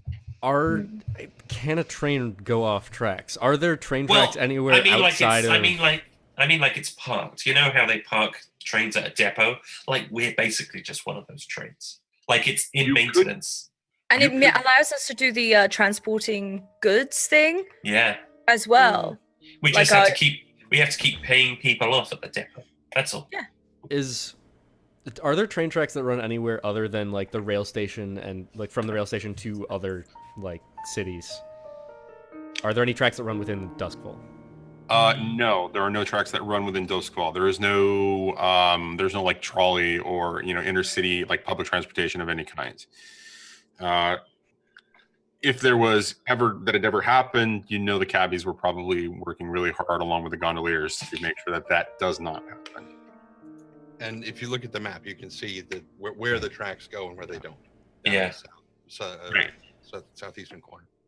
So I Gaddock see Rail another lightning Station. berry to blow up. Gaddock I Rail wonder. Station. Gaddock Rail Station is quite a large. I mean, it's almost the size of Night Market. Its footprint in and of itself, right? So it's quite a large facility. You could find an abandoned one there, I'm sure, or if that's what your intent is, or you could go find some other form of mobile. I know it was mentioned in Discord chat that you would be interested in getting a converted. Essentially prisoner carriage. Mm-hmm. I mean, you could figure out where your old carriage was and just go steal it back. I mean, there's an option. I want the Goats goats, back. but I don't. Maybe not the carriage. Yeah, Okay. let's go get the goats back. Sling can do that. She can scout out the goats and find our friends. So Well- we want to start with that, finding a carriage. Goats on a train instead of snakes Goats on on a a plane, you know? There you go. Oh, And since Sling wasn't with this group when they came back in through the barrier, she's not readily associated with the crew that that's true. They don't know who I am. Right. I'm just some poor little girl who was a bit injured. What is that Talking voice? like a What is that voice? This is the new Escher taking over. So actually, I having still possess. I still possess. That's your Brian from swear. Dream Daddy voice. Though having the combination of both the carriage and the train could actually be really good. If we need to be more portable than the train, and even like delivery of we can add delivery to part of our We can crate. expand our business. We can become delivery people Mm-hmm. I mean, it'd be I good for could wear a smuggling hat. things. and deliver pizza. That famous Duskfall pizza. Eel and mushroom pizza. Heel and Gross. mushroom. I was at an all-you-can-eat pizza buffet last night, and I'm starting to regret it. Okay, so We'll have uniforms. I guess it would be a good time to figure out what happened to our cart, and also while we're at it, what happened to all of your friends. It's a good point. They're all If you guys, I don't know if you guys care about them. Probably Sky enjoy probably it. wouldn't bring it up, but I don't know if you care. I care, especially if we're going to the train yard to get something, because my buddy was a worker on the train yard. And that makes me sad. It's true. It's true. He might be able to help. Not And I'm sure that Roth is probably concerned about Mercy, or not Mercy, but Samandra and the two Skovlanders that he left behind. Yeah. All right, so we need to figure out what happened to everything we had before Okay. we went on the run. So is that what do you want to make it an information gathering kind of a score? I mean, do you want to just do some research, or maybe do some feeling out and then figure out if there's a score there? Yeah, I think that's more what we would do. Okay. How do you want to approach finding that information then? So it was already made clear pretty much that the Red Sashes have people who are working on the borders, tracking who's going in and out of Crowsfoot. That's correct. They would probably know if a cart with armored goats went through. They would probably also Crowsfoot. Yeah. They would Okay. probably also be aware of if any of the Imperials had come through carrying or if the caravan that we had been in before had come through. So that would probably be the first place we check. Additionally, I mean, if there are Red Sashes who are also in the Imperial military, we would just hear from them as well. Try and send out feelers to figure out what they know. It's highly unlikely that any Eruvians would be actually in the Imperial military in Dosval. Because the circumstances of the world is that Akaros, which is the island, the island nation that you're on right now, where the imperial capital is, the imperial city. There's a little bit of a distrust between Eruvians and, of course, Akarosians, for lack of a better description of saying it. So, but it's been almost 2 weeks now since the circumstances of the falling of the tower. In this particular case, it's not going to be a roll. They're going to tell you definitively, no armed transports have actually gone through. No transports have actually gone through at all through Crowsfoot because of the lockdown. Mm-hmm. Anything that's coming in and out of Crowsfoot has been directly related to the search for whatever they're looking for, or just the commerce for particular business or for particular merchants that are operating within Crowsfoot. So business still happens. It's just very thoroughly checked, right? The Crowsfoot is still in lockdown. So no, that did not happen. They did not come through Crowsfoot. Okay. Next course that I would probably follow up on is the vice dens that are there. I know you said that some of them were kind of shut down before, but I imagine with a lot of Imperial military and blue coats coming in and out, they would still find somewhere to make use of them. Possibly. So the Imperial soldiers are explicitly advised, and this is one of the reasons why the dens are hurting. Is they're explicitly advised not to frequent. Like they're told to indulge in other places. So it's almost what they're trying to do is they're trying to prevent the inferences that they're trying to prevent commerce to happen until the information that they're seeking or the circumstances that they're trying to find gets resolved. Okay. They're basically trying to pressure the businesses, into helping the Imperials, for lack of a better description. All right. I mean, I suppose we have connections with vice dens outside of the city too, right? Or outside of Crowsfoot, right? I don't know. Do you? Specifically, our vice network isn't limited to the Red Sashes. Well, Ari kind of does. Ari certainly does. She definitely has, I'm sure, contacts in Silkshore. Is this where Ari has to hit up an old flame for drugs? No, for information. Information, not drugs. No, Well, drugs. drugs are information. No, Information is drugs. no, get the drug. Forget the information. We don't need it. Let's just get high. We can't sell info. Well, we can sell information. I'm suggesting we just forget everything. We get some lore. We go back to the safe house. Right, we're gonna go back to rest. season 1 antics, guys. Where we're literally We're just just- selling things, okay? We're just going to We're open happy a real days. Donovan's and forget the criminal. We're being raided. Thanks, Mike. Thanks, Mike. Thanks, Mike. Thanks, Good job, Mike. Thank you, Mike. Mike. Yeah, Stop good job. yawning. Well done. Congratulations. Also, thanks for the mask. Mike. I like the mask, Mike. Thanks for the mask. Thanks for Alright, the mask. So is Ari going to work her connections to try to acquire more information about the circumstances? Is that what I'm hearing? Yeah. Okay, so how are you doing this? I guess Ari is going to go to the last place that she knows. Tips. That was the name of him, wasn't it? The drug lord Tips.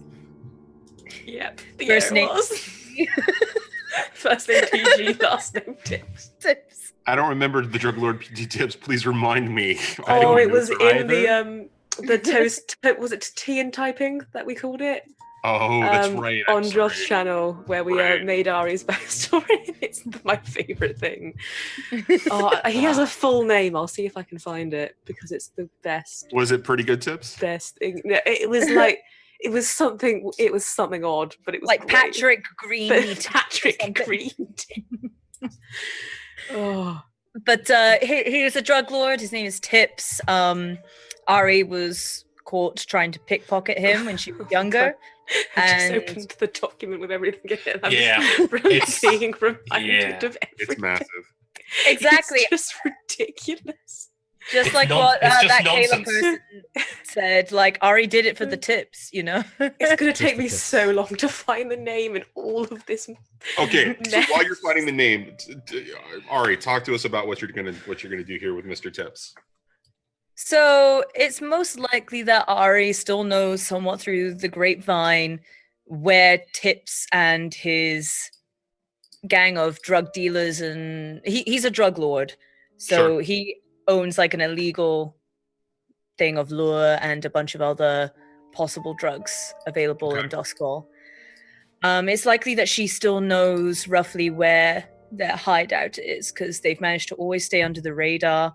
Most likely, a few decent bribes to the right kind of blue coats and things like that to keep them out of trouble. Okay. And using that previous information of knowing where they are, she's going to do the Ari thing and just stroll right on up to where they were last located and knock on the door. Because why would Ari be sensible about this stuff? You going alone? It wouldn't surprise me, but let's actually bring people this time. Let's bring people. I think that might be wiser this time. Okay. I'll so let you do most of the talking. I'm going to let you do most of the talking. I would like Trendane to step up and play Mr. Tips. Yes. And Or he Trendane, doesn't have a full Trendane, name. We've lost the full name. Trendane, we get to do this again. Trendane, would you do me a favor and keep an eye on Discord Okay. This while is this is going on? the best part of my day. Describe. Go on. I'll Go on. be Describe back here. Don't worry. Describe All right. Mr. Tips to me. So Tips is one of those people who he's kind of. Did you ever watch Firefly? Yeah. Kind of like Badger, except Okay. with like the gold tooth right in the front, a few more tattoos clearly all over him. Okay. Otherwise, essentially, With the like bowler. yes, but most likely wearing like an open shirt kind of thing rather than actually dressed up properly. Uh-huh. So with the open shirt, does he actually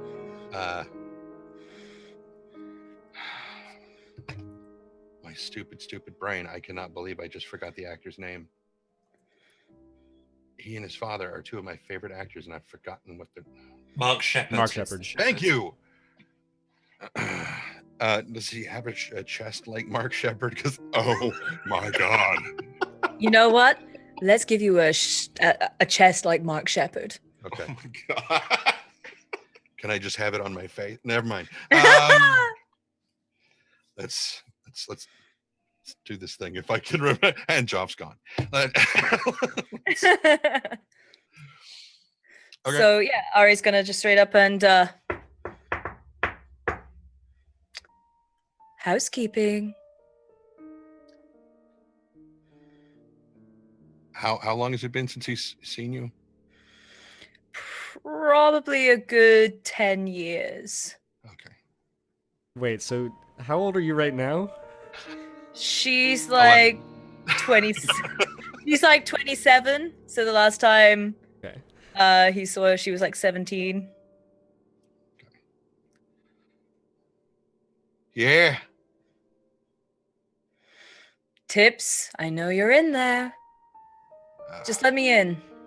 Don't make this weird. No, it's already gone weird.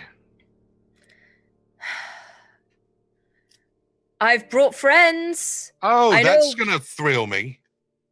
Well, one really likes lure. Oh, well then. He gets up and he opens it. It's like, hello, which of you is the one who likes lure? This one, and she pushes like Sling forward.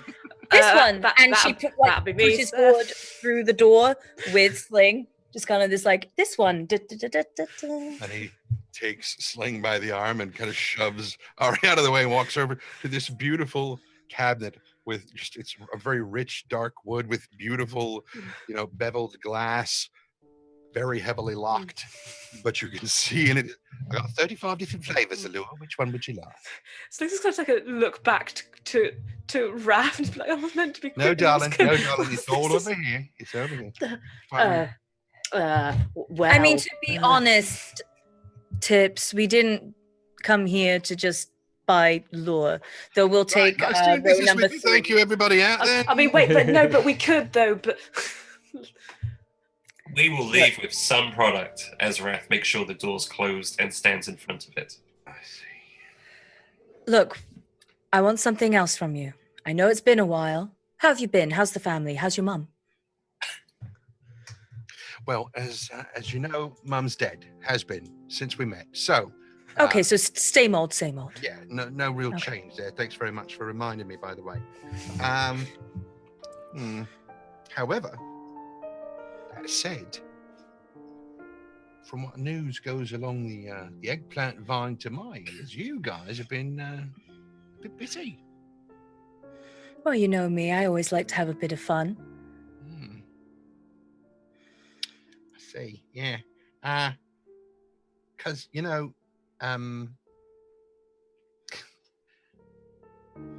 was a bit of a happenstance recently over at the southwest corner of the city. Perhaps you heard about it. Perhaps you heard about it because you were relatively close, when the detonation occurred. And but actually, I should thank you because because of that, I've been serving a bit of ice to the folks out there who've been putting it back up. So, for what it's worth, thank you. Well, if you feel like you owe us anything, Didn't say that. I said thank you. That's it. well, we want to propose an offering of sorts for in exchange of some information.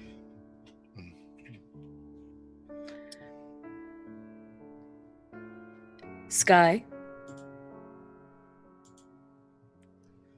So you know the situation that happened at the Latin barrier. Yeah, not just me. Yeah. There were some folks involved that we're interested in. Uh-huh. Would that also be the Spark Raids? Because they know a bit of what happened as well. Maybe a bit more than you think they do. noted. Go ahead. Would you care to share? Maybe. What's in it for me? Well, we have a decently named delivery and trade company, and we'd be happy to help you push your product to a whole nother level. Mm-hmm. And what would that be? Not the next level, the trade company.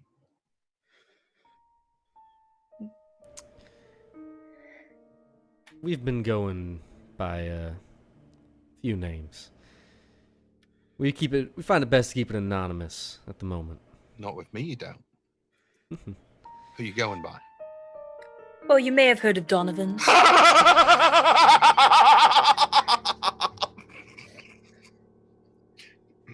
Right. Sorry. Yeah. Yeah. Now So I you remember how much I understand. didn't miss that laugh. Mm-hmm. So you understand exactly how ridiculous it would seem for anyone to be pushing drugs through Donovan's at this point. Anything short So of you barbecue. understand that anyone who went around looking for anyone pushing drugs through Donovan's would be barking up the wrong door. They'd be barking down, burn down building. But you may remember how profitable Donovan's was before it went up in flames. You may remember how successful it was and how renowned it was as a company. Not just amongst the more innocent of folk, but also us seedy underlords. Yeah. And you may be familiar with how once those die, they rise again, unseen.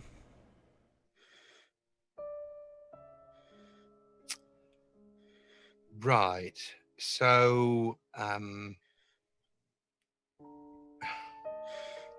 typically, if I remember my children's stories properly, they rise from the ashes of what they were before.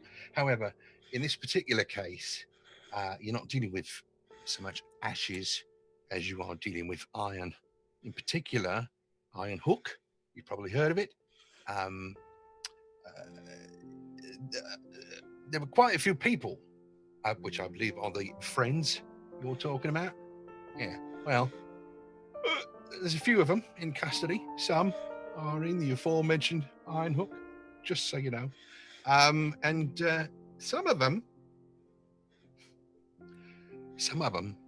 are being held in White Crown. A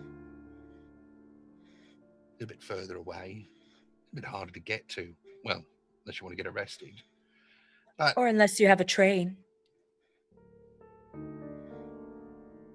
Not quite sure how that works since the train station's at the other end of the city, but that's okay. It's all right. You never really were very good at figuring out where different parts were supposed to go, but that's okay. I'm sure you've gotten better over the years. Now, what is it you want from me? You want your cart back? You want your goats back? Because I know where they are.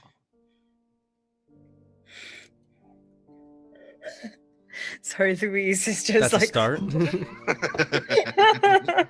First off, you said you know where those associates are. Some of them. Do you know which ones?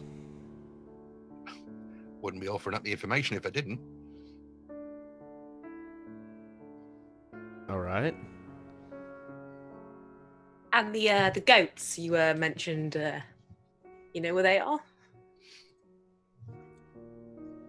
Wouldn't offer up the information if I didn't. Fair. Yeah. So, we've got connections still. We can help you push some of this lure over to some associates of ours. It's best to keep things anonymous. I'm sure you understand. But I assure you they pay well. Don't know who you're talking about.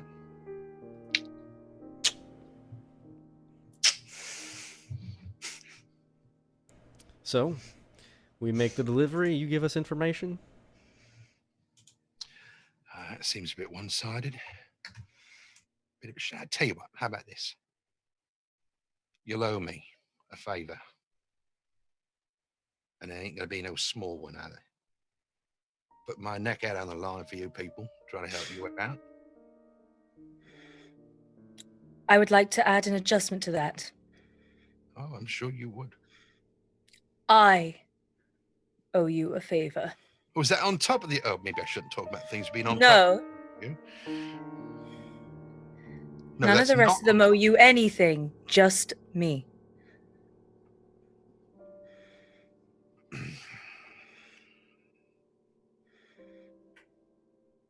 don't know you're worth all that. I think I can prove my worth, show my value, words. So I've seen your valuables before, love. Like I said, Wrong. don't think it's worth all that. Love you to death, dear, but you're not worth what I would have to put on the line. What if we could tell you where OC was? I might be able to get back and work with her again. I'm sorry. Say that one more time. What if I started talking to OC again? If I'm not worth anything, you know that OC is worth far more than I am.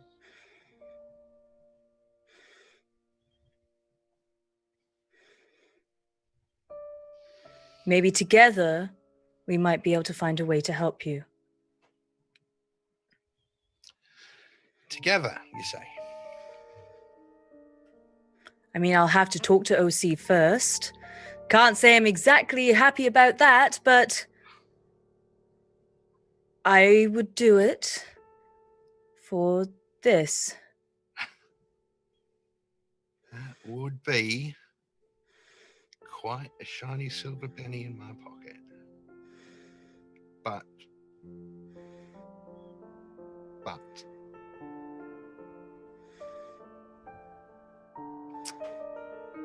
I don't know. There's still a bit of a sticking point in this for me, love, and that is just you. I'm going to help the whole crew. The whole crew owes me a favor. OC or not, if all of you are going to help me, then all of you are going to owe me.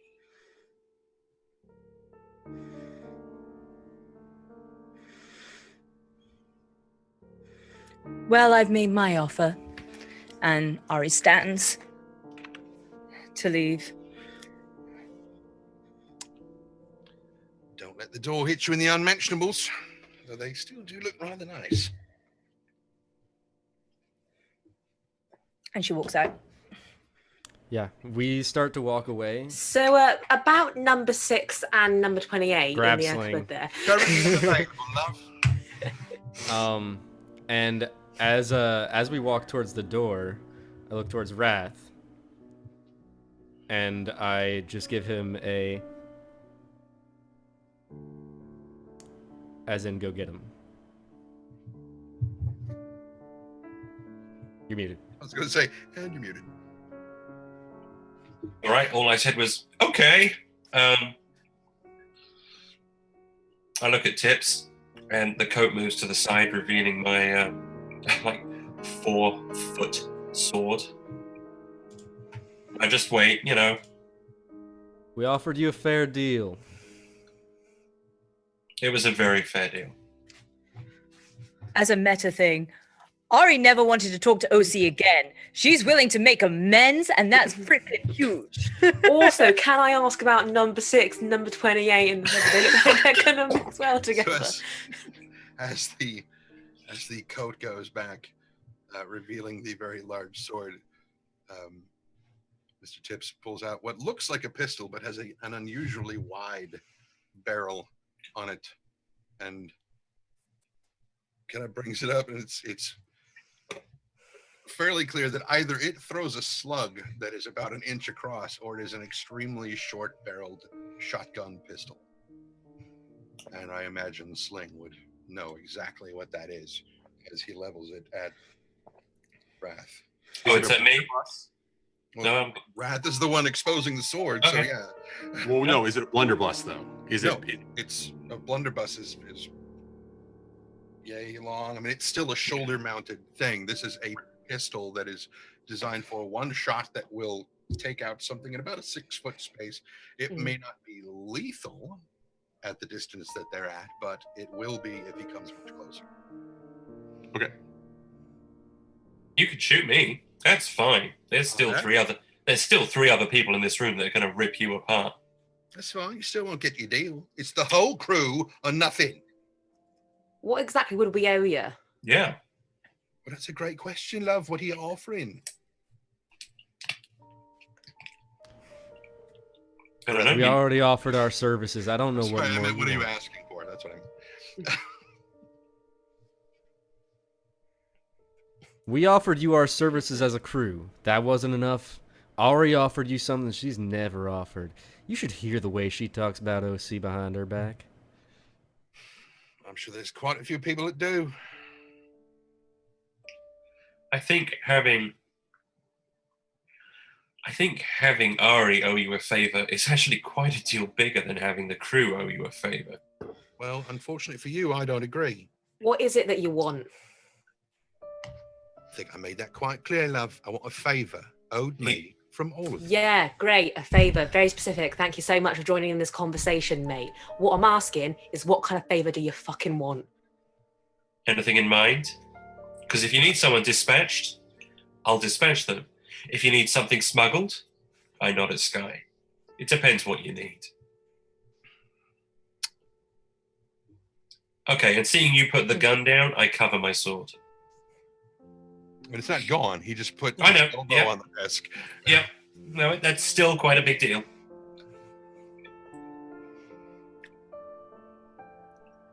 No, we just don't seem to be making a connection here. I don't Oh. know what I'm going to ask for you. That's why it's called a favor. Depending on what I need at the time. Might be tomorrow, might be 10 years from now. And he kind of glances over at the mention of 10 years towards Ari. No, Sky, do you want to draw up a contract?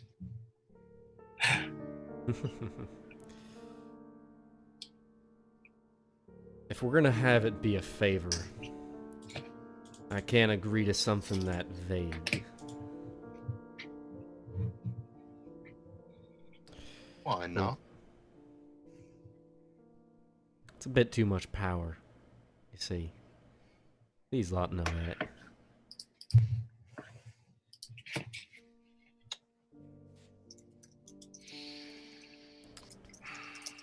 I can tell you that I will smuggle something or someone across a border for you.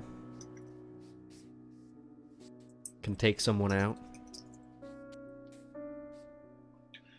How How about about- we each tell you?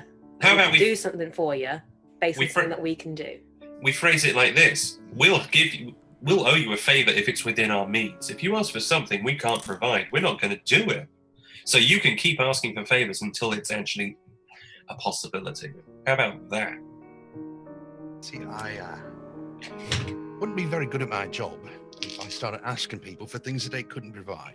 So, of Oh. course, it would be something that you could, Wrath looks at everyone else and is like, "That's fine by me. it doesn't matter. Doesn't matter. A favor's a favor. That's what it is. I'm down. I owe plenty of people favors. It's fine." Fine. And I will not. And the gun kind of levels one more time, but this time towards Sky. I will not be making any deals with you.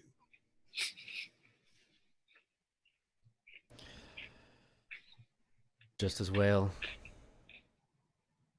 Your loss. Potentially my gain as well. Tell us what we need to know. Johnny, Yes. take it. All right. So, Mr. Tips provides you with the following bits of information. The majority of the people that you were, as he already stated, majority of the people that you took with you ended up in Ironhook. There are a couple, specifically Samandra, who ended up in custody and back in Whiteground. She's being held at the Imperial Army establishment there, probably, and the implication is in the Lord Governor's quarters or estate herself. She is currently under arrest. The goats and the actual carriage are being held on the outskirts of the Sparkwright camp in what is still the Imperial Army's little camp that they've got that's monitoring this. But the garrison, according to the information that he has, is starting to dwindle as there are needs in other places around the city, specifically the circumstances of Crowsfoot and the changing situation going on in Brightstone. So more than likely you could, his implication is that you could probably easily assault or even sneak and get your carriage and goats back without too much trouble. Okay.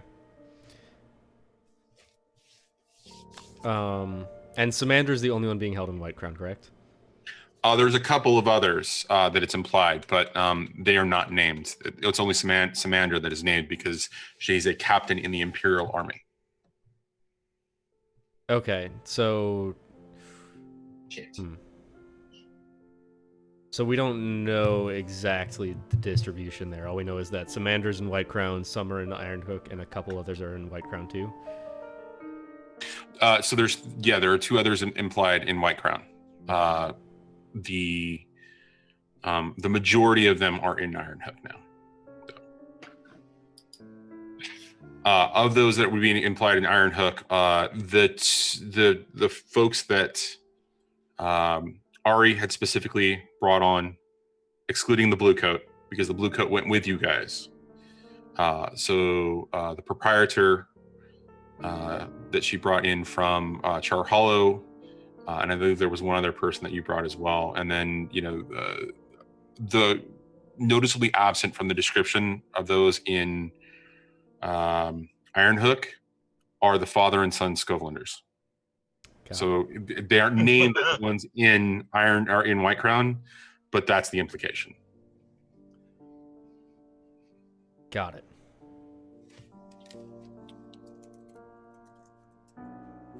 Good to know. Okay, and so as you begin to exit, you were in quite a small nondescript room, what looked to be his office, Mr. Tipp's office. When you came through, you came in through essentially one of his warehouses. And as you're stepping out, you notice that there is a large group of men and women, all dressed, in roughly street clothes. Some of them shabby, dock workers, that kind of a thing, all with blades in hands, just kind of casually just leaning against the wall or against some cargo holds, or some other things, just kind of casual in the warehouse setting as you walk out. The implication being that just because he was alone, he wasn't alone. And he wasn't exerting his power. So, how do you guys want to proceed? I want our goats back. Yeah, I'm going to assume that once they all come out of Tips's place, they find Ari just kind of sitting outside, like slouched against a wall, like smoking her pipe. Relay the information of what he did actually finally share. And as soon as she finds out, like, oh, this is where the goats are, she immediately dumps out the rest of her pipe and she just kind of starts walking towards the location of the goats.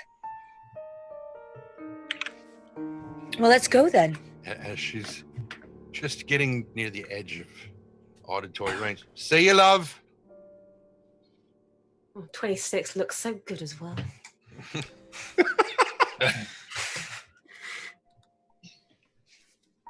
Okay, so now is the score for you guys, or are you guys going to run a score specifically to target getting your carriage and goats back? Yes. Okay. Yeah. How do you want to proceed with that? Do you want? I mean, so if we're talking about it from a score perspective, is this what type of score is this? Okay. We can either We haven't done a score in so long. we can either That's why I Literally. asked. Like 4 episodes. I say it's How either do we stealth score? or a social engagement if we want to try and lie our way in and take it. Possibly. Lie our way in. I love doing the lie our way in. That's Ari. If the lies, I'm gonna- lies don't work out, can we fight our way in? Hey. I It's mean, good to have a backup plan. Absolutely. So I will give you a gentle reminder that I believe it was when you were moving through to Shilkshore, you actually acquired some credentials on the bridge between the. So there's that as a factor as well for you. So I say we go in disguised. We've got how many uniforms do we have? What was it? Oh, we had 3. I think we had 2. We had 2 uniforms because Ari had one and Sky had one, but I don't think anybody I else think had we a had uniform. No. 2 military and 1 blue coat. Yeah. I don't need a uniform because I could stealth out and hide up Yeah. somewhere. I'd say Kind Provide eyes. And I'd be happy to actually let somebody else wear their uniform, and Ari will do her best to distract the initial people on watch. She's got a very strong sway. Mm-hmm. Roth isn't exactly comfortable wearing an Imperial uniform, but he'll wear the blue coat if it fits. There we go. So we can put. I'm sorry. Go ahead. well. No, you go. Oh, I was saying we could put Sky and Sling then in the Imperial, or Sky and Hocus, or whoever. Hocus is And then the as long. Oh, there. Okay, so we got Sky and Sling in the Imperial, and Wrath in the blue coat. I would say it doesn't make a lot of sense for the blue coats to be walking in with Imperials, but if you distract them well enough, then sure. And here's the other thing: if I was dressed up as an Imperial, the moment you see a Scotland Imperial, they're not very popular. They stand out. They're not liked on both sides. I'm not wearing that uniform. So I could do something similar to Sling, which is be off to the side, be somewhere else, literally ready to run in and assist. Yeah. Sling is like stealthing along, doing her thing. All right, so might- Speedy's in uniform, Ari's distracting, you guys are stealthing. 2 sets of eyes, basically, yeah. So it sounds like this is a deception instead of a stealth or an assault. Yeah. All right, and so with the deception, the method of deception is that Speedy and Speedy and is it Ari that's going to be in uniform, or is Ari just coming up? Because it sounded like there was it sounded like Jinx was stepping up or Wrath was stepping up in uniform, but in a blue coat uniform. There might be some tie there, but Ari is just stepping up as essentially just sort of a distraction, complete distraction. Well, if Sky is coming along but in a uniform of sorts, could we maybe do a reason as to why, like, we're going through this way? Yes. Because if he's wearing the uniform and you have the credentials and you are the owner of that damn cart that somebody stole and brought out here, you've come to get your damn property back. Mm-hmm. Bravo. It took Give you me a while. back Good my idea. cart! I want my damn cart back! Bravo. Okay. I need So my just- goats! Just to be clear, so Ari is posing as the owner of the cart, coming with Sky, who is coming as an Imperial in uniform, and you're going to use the credentials, and you're going to be essentially the Imperial representative for that. Roth is standing off to the side as a blue coat, and Sling is hidden, essentially. Okay. All right, guys. So that sounds good. It sounds like there's a little bit of your description of your loadouts as well in all of that. You clearly have your detail. So let's talk the engagement roll. One one dice specifically for sheer luck. What else is going in your favor? The team is back together. Well, it's not quite there, but Sling is back, so I'm going to say it's okay. And there's love. And there's love. We had a moment. Oh, we had a moment, and we're finally getting goats back. Oh my We, God, there's so many really, bonuses. really want the goats. We We desperately really- want the goats. Johnny, I don't think you know how much we need these We're goats. so You had the driven. opportunity for an albino goat last night, and you didn't take it. I was possessed. Oh, that old chestnut. Yeah, like that excuse ever works. Yeah. Okay. All right. So, I think we need a Love. goat advantage. because you guys are back together, because the team is back together, essentially. So, what else, guys? That's only 2 so far. Goats. Could the fact that we have reasonably good intel that that the cart is actually there? Yes, that is correct. Goats. Would Ari's prepped story help at all? That's exactly what I was about to say, is that her claiming to be the original owner of the cart, who then had it subsequently stolen from her and used for this horrible, act of terrorism, which she then reported to this blue coat, who took her to this imperial officer, and Oh. they were kind enough to. That makes sense. Complicated and daring story? Absolutely. Goats. Okay, that's a TLDR way of putting it. All right. What else, guys? You got 4 so Goats. far. No, goats are not Yes, part of. they are. Johnny, we're finally Goats getting are the half goats of the back. target, man. What are you I'm talking gonna put it about? up in chat. My kids. I Chat, need my come on, kids we need back. the goats. They deserve one Plus 1d for goats.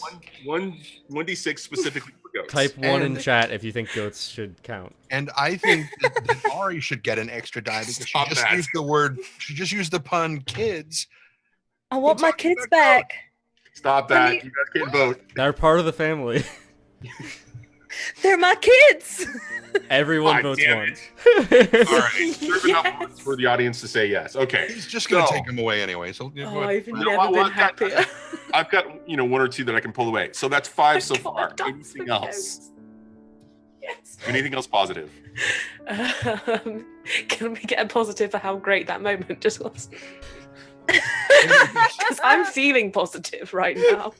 this wouldn't be a positive, but I think it is something that would play into it, which is it's a good thing that Sling is off, hidden by herself, because she's so close to those goats that if she were there, they would react to her in a very kind of "oh hey mom" kind of way, and it's like, wait a minute, whose goats are these? So it's a good thing she's not there. Yeah. Okay, what about just how good at deception Ari is in the first place, and how persuasive she can be?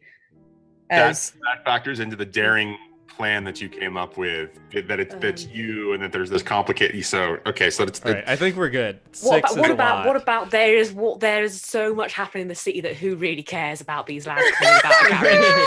Like who no, cares? no. I'm No. saying that you're losing out at The- 6. The fact that the place is dwindling down, that more and more are leaving. and Coachella is They're happening. paying us attention. Coachella's happening down the road. No one cares about this little place. Goats and Hose is having its opening night. Like, no, like, come on, everyone, no one's here. Okay, that's true. Goats and Hoses having its own.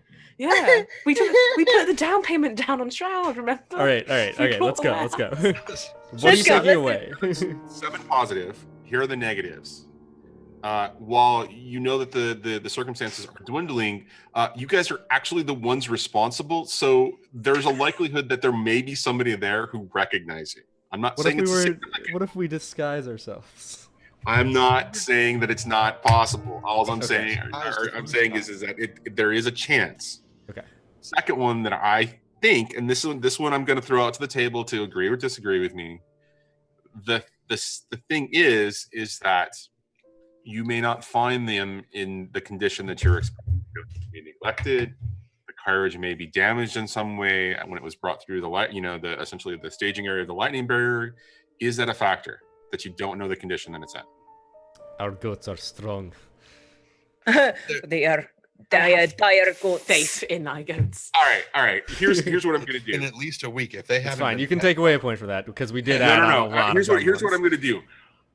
Madam Gandalf, Please go onto your character sheet.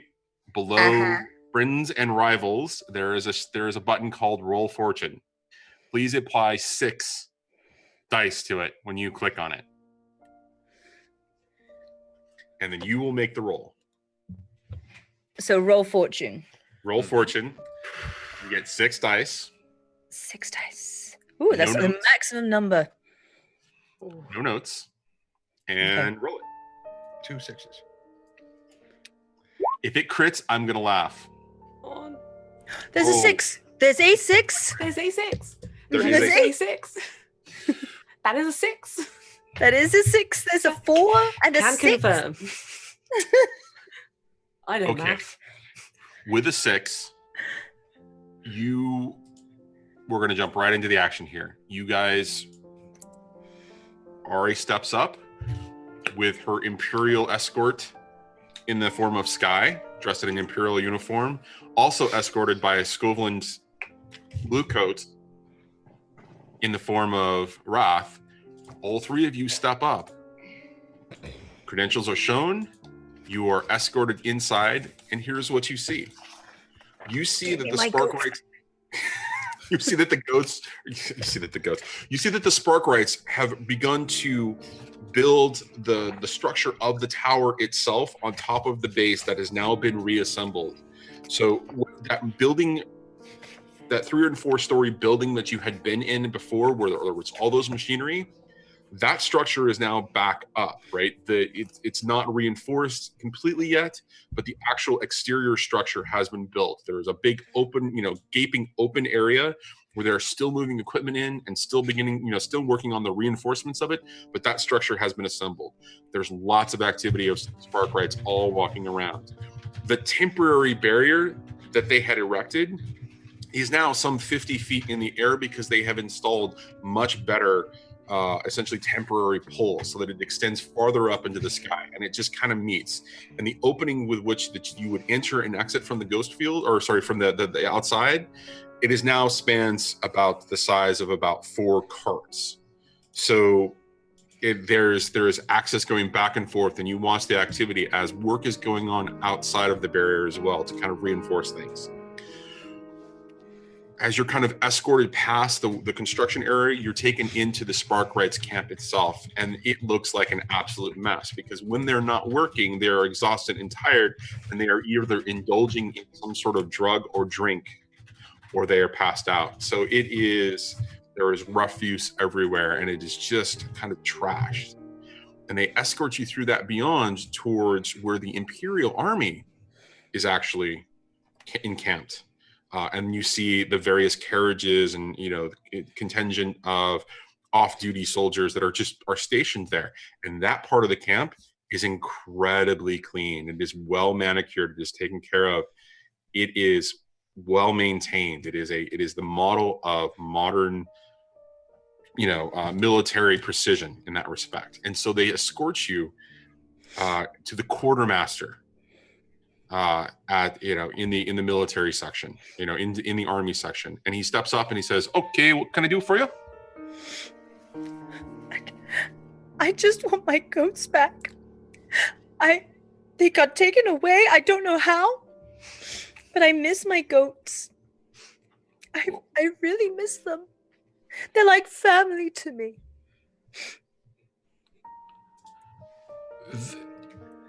He looks at you and he gets really concerned, and then looks over to Speedy and says, "Sir, what's going on? What's going on here? What is she, goats? How do you..." Yes. The cart, the one that the criminals in question were using, stolen from this lady right here. Some ruffians. Youths. She's been doing this all day. 2 years. Do you have paperwork? I do, sir. Right here, and I can show you. Right, I keep them in a folder. Look, it's so colorful. And he reaches for it as you're kind of There's sparkles on the folder. I really love my goats. Here, sir. and he takes it from you. He looks at you.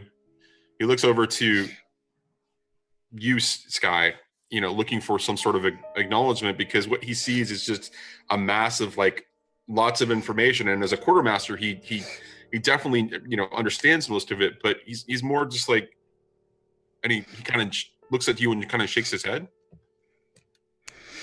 Oh, checks out.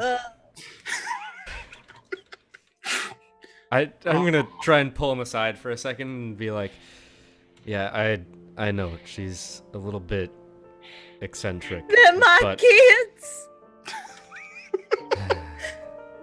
everything as far as I can see checks out. We asked witnesses, or he asked witnesses around the area, and people matching the description were seen taking the cart. I brush out their wall and I make little baby goats for. Do you want one? Please give me my baby goats. And as you convey this to him, he looked. What's with the scarf? I mean, a blue coat scarf. That's.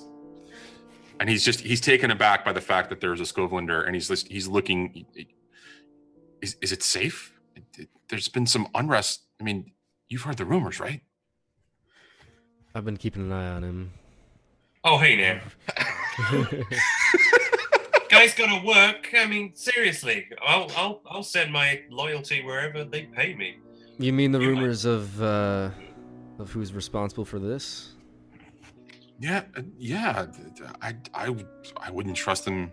I mean, you've heard with that and he searches for a word. Yeah, that one noble, Horace Keel. He's been saying that and then you did hear about the skirmish that happened, in Brightstone, that he was in attendance at, and they found his body. He's dead. They're blaming the Scotlanders. Those eyes. Those eyes. What? Do you have another tissue? This was I full of have- snot. And he as you say, do you have another tissue? He reluctantly hands you his handkerchief. You are a kind sir. Never gonna want that back.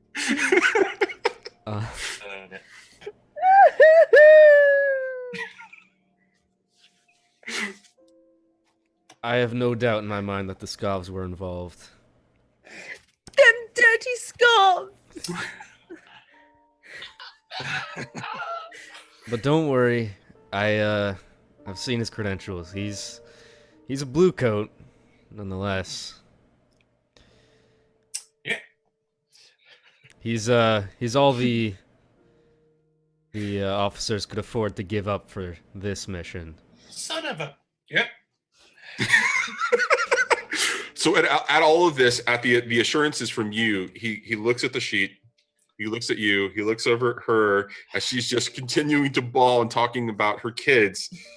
Bring He him home realizes to that he's mama. never going to get his handkerchief back in the same way. And he walks over. He says, "Give me just a second." He goes through some papers, signs something, and says, "Here's the release. Buck." Thanks. And he steps back and just kind of eyes you as he begins to move through some other paperwork. You can just give your paperwork to the two that are stationed by the cart. They'll help you, hook up the goats to the carriage, and you all can be on your way. Thank you very much. Just kind of moves off, trying to ignore you. Thank you, sir. And holding the dirty hanky, she shakes his hand profusely. Thank you. Thank you so much. Oh, I think this is yours. It was. He just kind of takes it, wipes his hands, just drops it, wipes his hands, and begins to kind of move away from you. Uniform? On his uniform. Does Speedy's uniform outrank him? Oh yeah. That's why he saluted him and said, "Sir." Yeah, I know. I just Take more care of your uniform, soldier. There we go. This would have been Sorry about her. You're absolutely right. And he goes back to grab, there's a wash bin there, and he grabs a rag and he dips a little bit and starts to, I'm taking care of it. You have a good day, sir. And he just continues to clean off the mess that he created on his uniform. Yes. Thank you. Roth. And as soon as like the back is turned and he can no longer see her face, as soon as it's done, she's just like back to normal, Ari. Just it's good to have a good cry now and then. Let it all out. I'll remember that. Right. Every orifice. Is it safe to assume that we can escort the cart out without any more difficulties? So after a little bit of time, and the two soldiers, of course, hooking up the goats to the carriage, you are able to make your way out without further incident, picking up Sling, who was sitting off in the distance, rifle pointed in a direction just to make sure to support you, and no rolls. You guys did amazing in your engagement roll, so you guys escape with your carriage. You now have your level 2 armored carriage back with your 2 goats. And our goats. Who, if I remember correctly, were named PG and Tips. Yep, no, PG, Tips, and Dog. Oh, I'm sorry, Dog. That's funny. I was actually at the local county fair this weekend, and there was a goat named Dog. You have a cat named Pig. Shut up. Yeah, but Pig... Shut up, you! 6 conspiracy. is becoming real life. It's a conspiracy. Okay, so you successfully escape with your carriage and your goats. Calling that the end of the score, I want to do payoff, and then we'll start with downtime, with all the downtime activities and stuff next time, since we're right at the end. I do want to touch base with Hocus though towards the end. You're fine. Well, I just touching base. So real quickly, I do want to acknowledge the payoff portions of this though. So from a score perspective, you got the benefit of getting your carriage back, but I also think that there's a relatively small consideration for coin here. It's either 2 or 4 coin, it being a small or standard size job. What does the table think? What does it have as the distinction there? Does it just say small and standard, or is there better? So 2 example? coin, I'd say 4 coin standard if we hadn't been going crazy lately, and so it feels very small. Well, right, but so I mean, you do get the benefit of. I mean, you did essentially assault an Imperial encampment that was also, dealing with the circumstances of the spark rights there as well, and this is the location that you were the result of. You were the reason for this whole thing. So that seemed like a pretty risky endeavor. That's where I could see it being 4, like being the 4 coin, the standard. Mm-hmm. The only thing is it was so easy for you. It's almost like it was too. I can kind of agree with that, but payoff isn't really about how difficult something was. It's about how much benefit we got, right? Sure, and you got part of your benefit. You got your carriage back. Mm-hmm. So that's the only reason it's like, well, there's a balance there somewhere. So I'm okay with giving you guys 4 coin and calling it a standard job. But the response to that is that there's going to be a little bit of heat that comes because of it, because you took an item that was a part, or is related to the circumstance of the. So we're going to call it 4 coin, and we're going to call it we'll call it 2 rep, because here I'll specifically tell you why it's 2 rep. The standard is 2 rep that you can get. Actually, no, you're going to get 2 more because of the tier difference between you and essentially the Imperial Army. So we're going to call it 4 rep and 4 coin at this point. There is a bit of heat that's going to come onto you because this was essentially a contained situation. Nobody died. Wasn't a situation where it was really considered hostile. It's almost neutral territory in a lot of ways. but there was enough going on that there was an element of risk of you being discovered, because you took, not only did you take the item that was related to the explosion, but the other people that were associated with this cart are also currently incarcerated. So anybody that's left has to be assumed as the people who were responsible for whatever happened. Mm-hmm. So you're going to take 2 heat for that. So it's 4 coin, 4 rep, 2 heat. Wait, how Yes. much rep was that? Yes, Four? Grin Jack. That's 4 coin, 4 rep, Okay. 2 heat. We're 1 rep away from tier 2.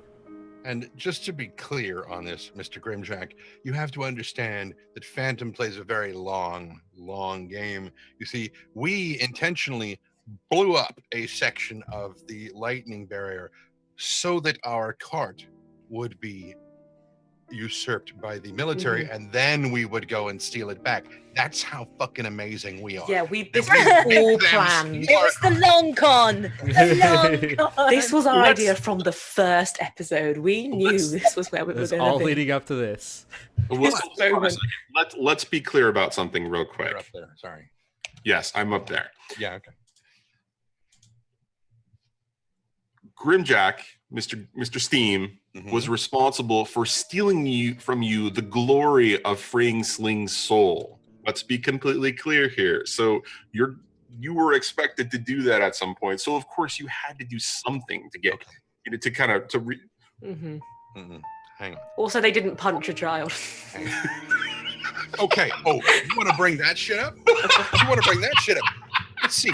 What did he threaten to do? Slit your throat. Oh yeah, they did stab a all child Brynn instead. did was be hit fair. you. He threatened to did stab slit a your child. throat and then stab you. Yeah. Now, Really, Get it I wrong. just can't win no matter where I am. getting back to the other thing, they had the opportunity to free her soul. Where is? Oh, I believe her soul is still in her body where it fucking belongs. So what they did was to free a demon. Now, subsequently, said demon was killed. Foreshadowing. Actually, it's literally foreshadowing. I shouldn't put it in quotes. But so yeah, whatever. Now, I will grant you, Mr. Grimjack is fucking sexy as hell. So that does net him a little bit of favor in my favor. Fuck it, just go.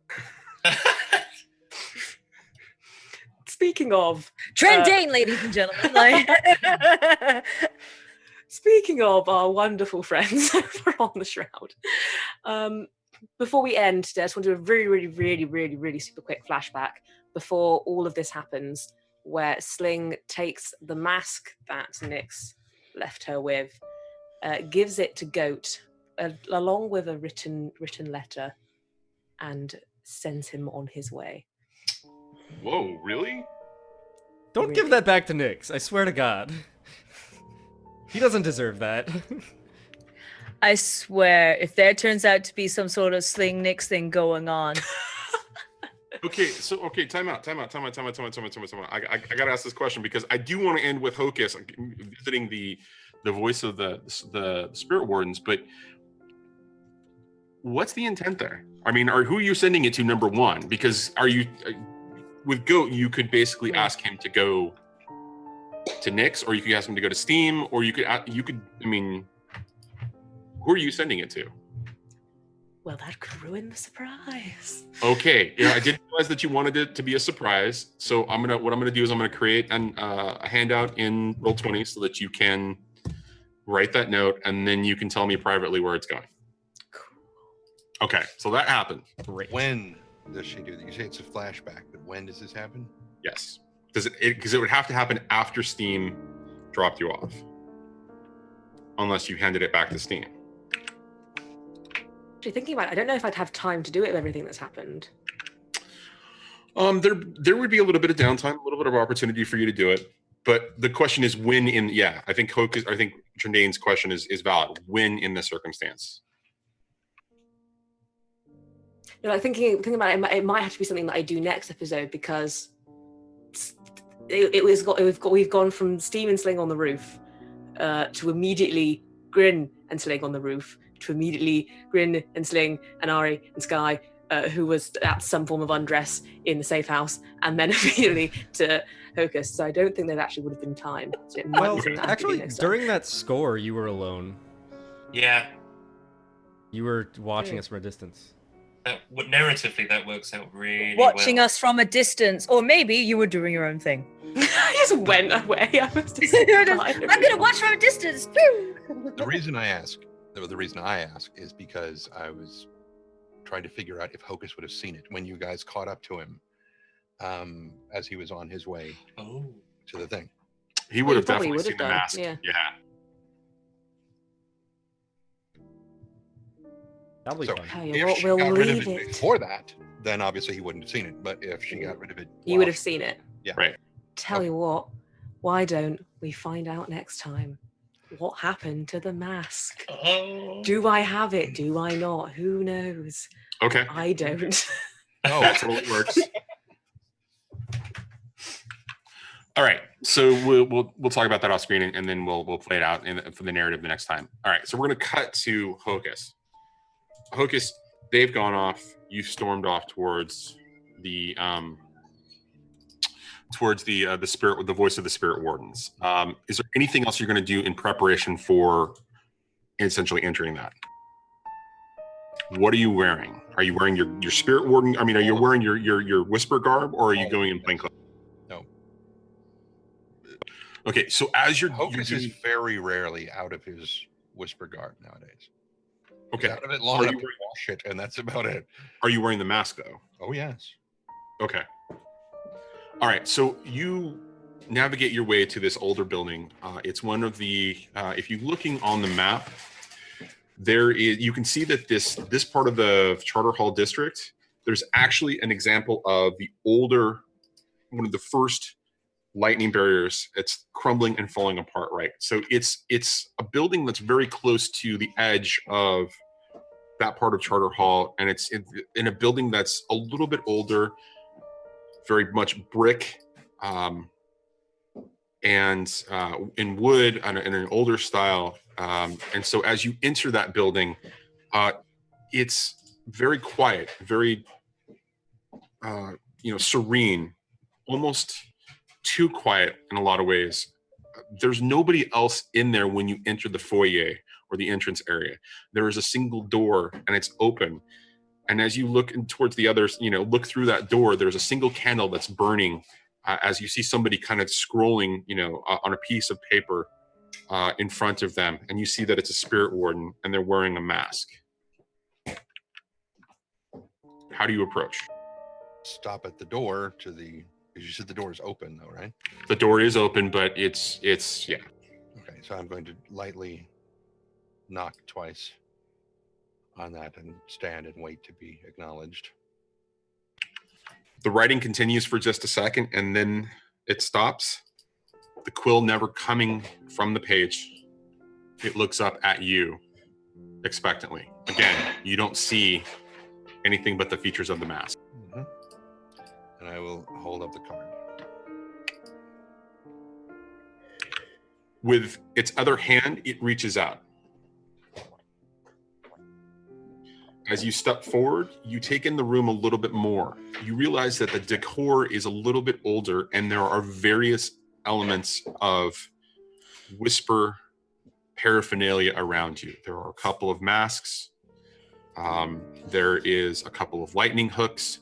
There are some amulets and other types of, essentially wards kind of lining the room. These almost feel like trophies more than they do feel like tools of the trade. On the back wall are a couple of blades, actually.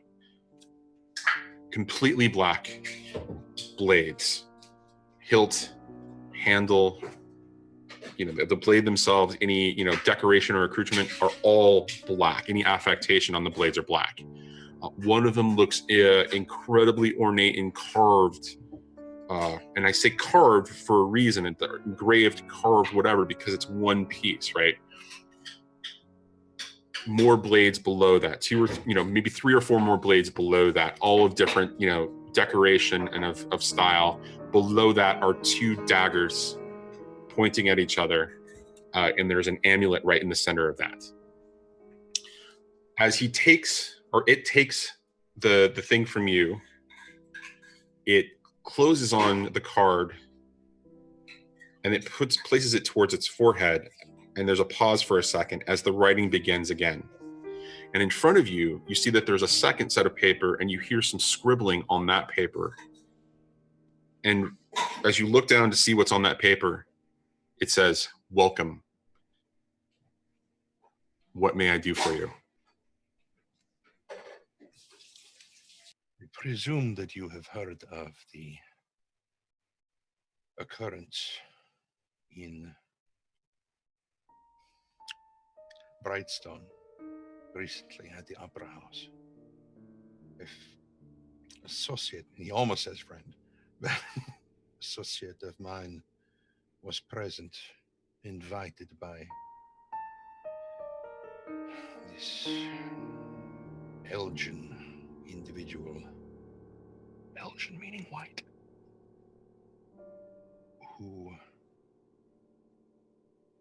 apparently in the course of the events preceding the attack said that the well in Uduasha is slowing its consumption of souls. I know, for my family is a noted group of whispers there, that there is one of your number there at all times. Since there is no lightning shield, I fear for not only my own, but for your own as well. I was going to begin to make my way that direction. But honestly, I don't know what to do should I get there. And so I came seeking you. The spirit wardens who have always been, and he sort of is struggling to find the right word, aspiration.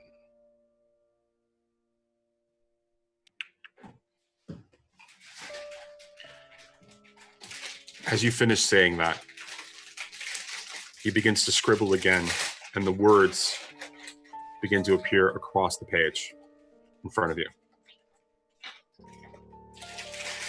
It is of great concern to all of us. The Emperor himself shows surprise. We are doing everything that is necessary.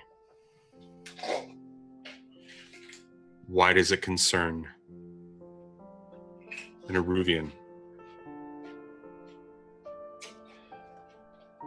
That is my home. Every member of my family, everyone I love is there. But it is the Emperor's responsibility appears on the page in front of you. With all due respect, I do not agree. I think it is the responsibility of every, and he says this with great intensity, living person to do what must be done to keep certain elements in check.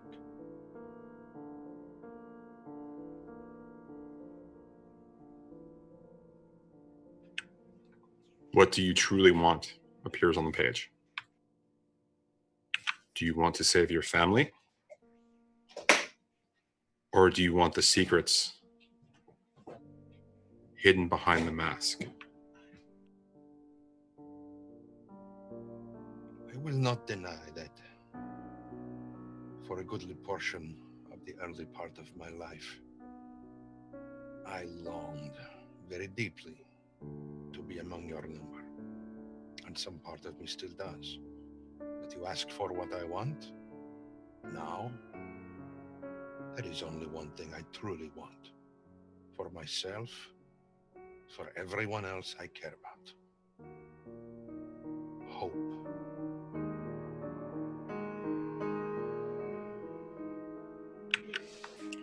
By no action that you take can you bring hope.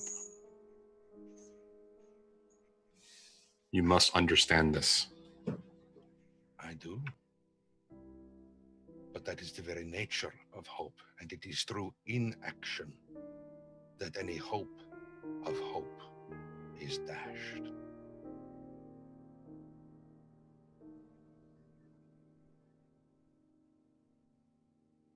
For the first time, instead of scribbling something out with the quill, you see the quill is tapping. And you hear the noise of it tapping, as if the mask wearer is starting to ponder.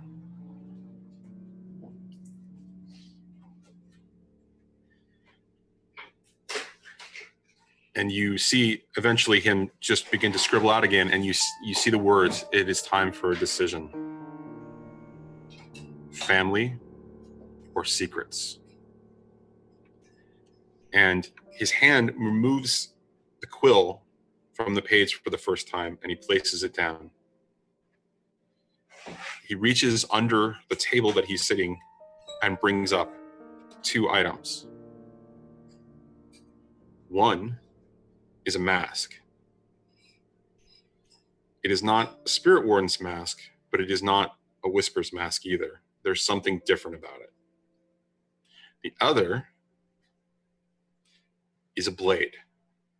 And when you look towards the back, you realize that one of the daggers has been taken. And he now pushes them forward in front of you. He picks up the quill again, and he says, "Choose." And that's where we're going to end it.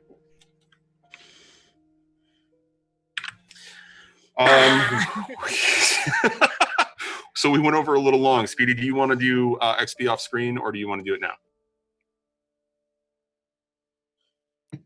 Okay. All right. So then I'm going to pass the reins back onto you.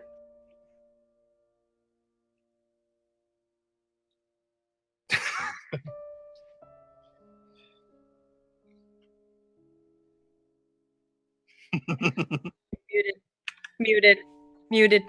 Fuck. I was gonna make Horace Keening Alderman. I can't believe he's dead. I'm so mad. I'm so mad at myself being muted all the time. I muted myself to cough, and is what happens. This is why I should never be sick. So Mike sent me a message almost immediately after I said that. He's dead? What the hell happened? That raises the question, who is going to run against Bowerstone for Alderman? And can it be one of us? I was going to say, of the 3 people who raised their hand, I think Ari probably has the strongest chance.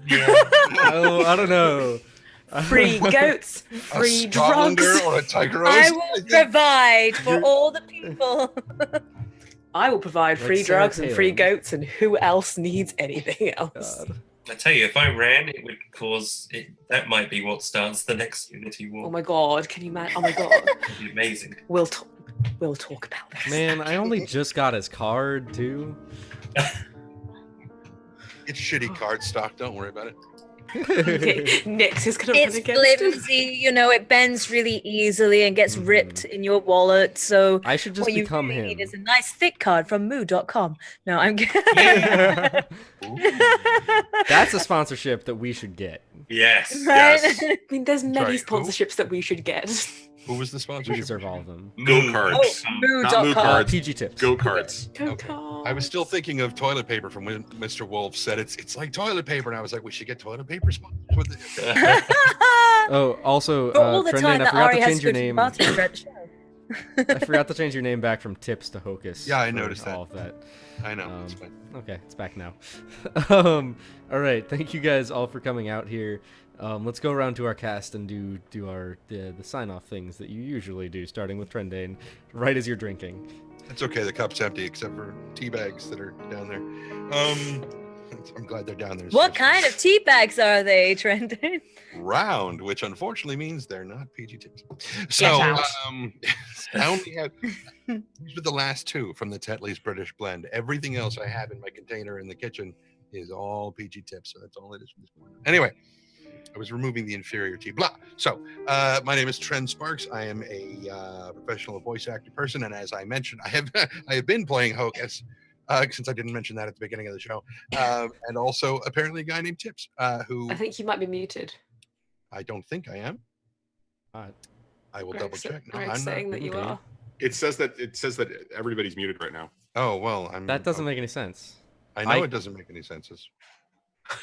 I don't know I why. can hear you, and it's the stream says that you're not muted. Okay, Grimjack, are Pizza you says no, playing he's with not. our heads? I'm Grimjack has the Head. stream muted. That's the problem. I was going to say I just muted the stream and I can hear myself just fine. Steam rises. Steam rise the volume. Okay. Why? Because he's an airhead, a gorgeous airhead, but an airhead doesn't live. Now, anyway, so I was playing Hocus and Mr. Tips, and for What those about of you Steam's tips? what? No, I didn't hear what you said. What? What about Steam's tips? Jesus, how many does he have? Is he a shark? Anyway, never mind. Don't answer. Don't answer now. Players? Well, You yeah, know what? 2 claspers, and then Can I move to the third crew? Can I I'm just gonna start my own crew of goats. can I just put a crew of my own? goats and toes. Anyway, so for those of you who like point-and-click adventure games, the third and final chapter of The Journey Down from I bit my tongue. From Sky Goblin Games was released earlier today, and I am in part 3, but you should really play parts 1 and 2 because it is an excellent point-and-click adventure game. It's a lot of fun. Turns out they're all on sale too, by the way. And they're all on, yes, that too. Are you ready, Dana? I'm ready.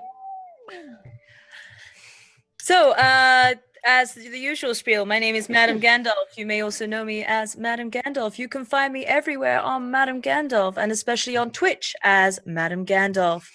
I am a variety streamer here. I do just about everything from cooking to pub quizzes to a multitude of different games, as well as playing D&D with these lovely folks and other lovely folks around Twitch and a podcast. So feel free to come on by and spread that Ari lube, as she is so liberal with doing so. And we like to say spread the lube because we have so much love to give. You're going to need a lot of lube to be able to take it all.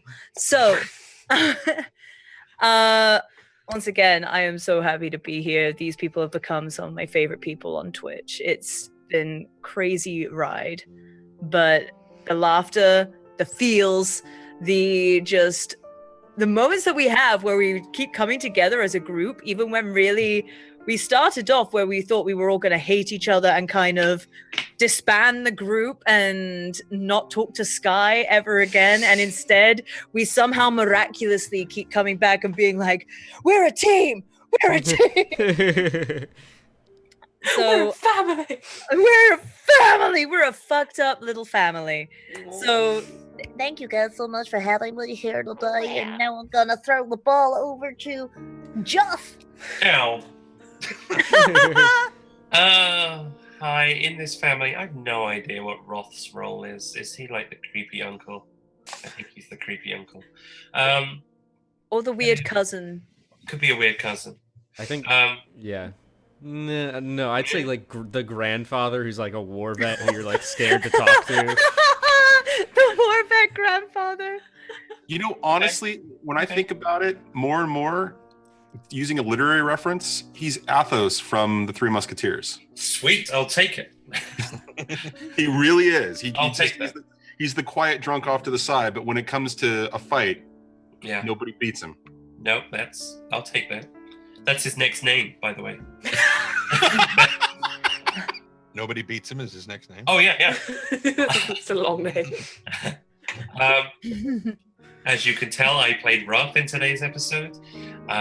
My face is melting, you have to excuse me. Every time I disappeared, it wasn't to go to the bathroom, it was to actually empty my face, and I didn't think anyone wanted to see that. So there you have it. My real name is Joff. You can find me here on Twitch, where I occasionally stream. It has been an incredibly long time. Need to fix that. But otherwise, you can find me on Twitter, where I will tweet about nonsense, including dice and RPGs and toast and tea and mental health. And yeah, I love being part of this game. Tonight's game was like most others. It was an absolute joy. at least the parts I can remember. And yeah, now I'll throw the ball at Lulu. Oh, everything's fine. I'm Lulu. I play Sling here on 620, and I absolutely love it. I do. I can't. I just don't even. There aren't words for how much I love this so much. Yeah, if you wanted to find me on the outside, you can do so on AccidentalLegend, or on No More, No Less on the Twitter, or on WonderQuest Podcast, which is also on Twitter. And my episode of Origin Story was released today. Oh my goodness, what a coincidence! My God, that's actually a coincidence, and I'm very excited that it happened. But go and listen to it, because I play a doozy. She's nothing like Sling, and it's great. The ball, I guess, up it goes. Hold on, just gently pass it to me. Gently lob it up there. Okay, just be careful with it, yeah? Yeah. Be careful. Okay. Okay, I'm very careful. Very fragile. Okay. This is Is already it looking heavy? awful. Just- This is like a it's pretty Christmas heavy. one. It's Okay, super okay, I got heavy. it. Okay, just Well, so technically, what she's doing, I see her moving your balls. Yeah. I was really hoping that nobody would draw that comparison. But feel free to draw that. At least she made them seem I'm going weighty. to I'm You know? just gonna very quickly give it to Johnny to talk for a I don't. minute. I don't want to balls. Okay, listen. I'm good. I'm just It's- gonna. it's from I'm just Louise. gonna go without taking them in balls. Okay, Can I fine. go? You can go. All right. I'll just hold these. I am Johnny. I am DM for 6 and 20. I run the Video Store Cowboy channel. You can find 6 and 20 here every Thursday night. Over on Unmade Gaming's channel on Wednesday nights. Now on the Video Store Cowboy channel on Tuesday night. There are 3 crews. It's kind of crazy and chaotic. Otherwise, I do a little bit of variety streaming. And I just wanted to say again, guys, you did phenomenal tonight. There was an amazing amount of RP. There was a lot of moving parts in respect to coming into this episode, and you guys handled them all beautifully. You guys occasionally make me feel completely uncomfortable, and I love it. So thank you. And back to Speedy. Thank you so much. Yeah, Johnny, you've been doing a fantastic job. And my God, just everything in this episode, every time we learned another piece of information, I'm like, fuck. I just want to know more. It's terrible. It's the worst kind of information because it makes you want more information. It's like a drug. It's like lure. Yeah. Yeah. Yeah, that's a good point. When is there going to be a 6 and 20 novelization? Well, Comic well, book. I think Dice Rolling Mama comic is running a book. slash fic, so Oh! So I know that it was Louise who wrote the Jinx Godefur short story. I know that Trendane has written something. I have actually written something as well to explain bits and pieces of the Unity War, should they Ooh. come up. I'm wondering if we should compile them all together and push them out in some sort of official capacity at some point. Clearly, Okay, Mushu says I'm glad no. that you agree. Mushu said no. No, she's saying now. now. Now! Now, that's it. Oh my God, I'm gonna write about the escapades Okay. of PG Tips and Dog. Yes, go follow Video Store Cowboy. If you weren't aware, you should be by this point. But this show gonna is do run that on right now. 3 channels with 3 crews now. With one of them being on Video Store Cowboy's channel, one being on Unmade Gaming, and all of them being ridiculous. All of them led by one crazy fuck. Yes. That guy. Yeah, That it's guy right it's there. nuts. It's I love you guys. Go away. All right. So yeah, go follow Video Store Cowboy. Go follow Unmade Gaming if you want more of this stuff. Who is that Mike guy? I don't know, some asshole with a broken hand. With a Some holy child hand. stabber, you know. You But- thought Punching Power was bad. But that is all I have for today. Thank you guys for coming out here. My name is Speedy. This is my channel, NotSoSpeedRuns, where I run a bunch of games sometimes, usually a lot of indie-type games. I'm trying to get another D&D game going. I'm in the process of writing a whole another campaign. But The most important thing that I want to talk about today is a project that I've been working on for a while now called Cast Together. And it is a charity project that is bringing together streamers who have suffered from mental illness and bringing them together to create a community who supports each other and is raising money for to help mental illness through Project Semicolon. And so starting tomorrow at 8 p.m. Eastern Time, we will be doing a 24-hour stream on the channel Cast Together. I will be hosting the first segment of that where we will be playing some D&D. And then after that, we're going to have a bunch of other streamers on. The Great Haley's going to be there, Celeste Meh, Super Frenic. You're going to see a lot of familiar faces on there probably. Louise, perhaps. Perhaps you might even see her a little bit sooner, depending on things.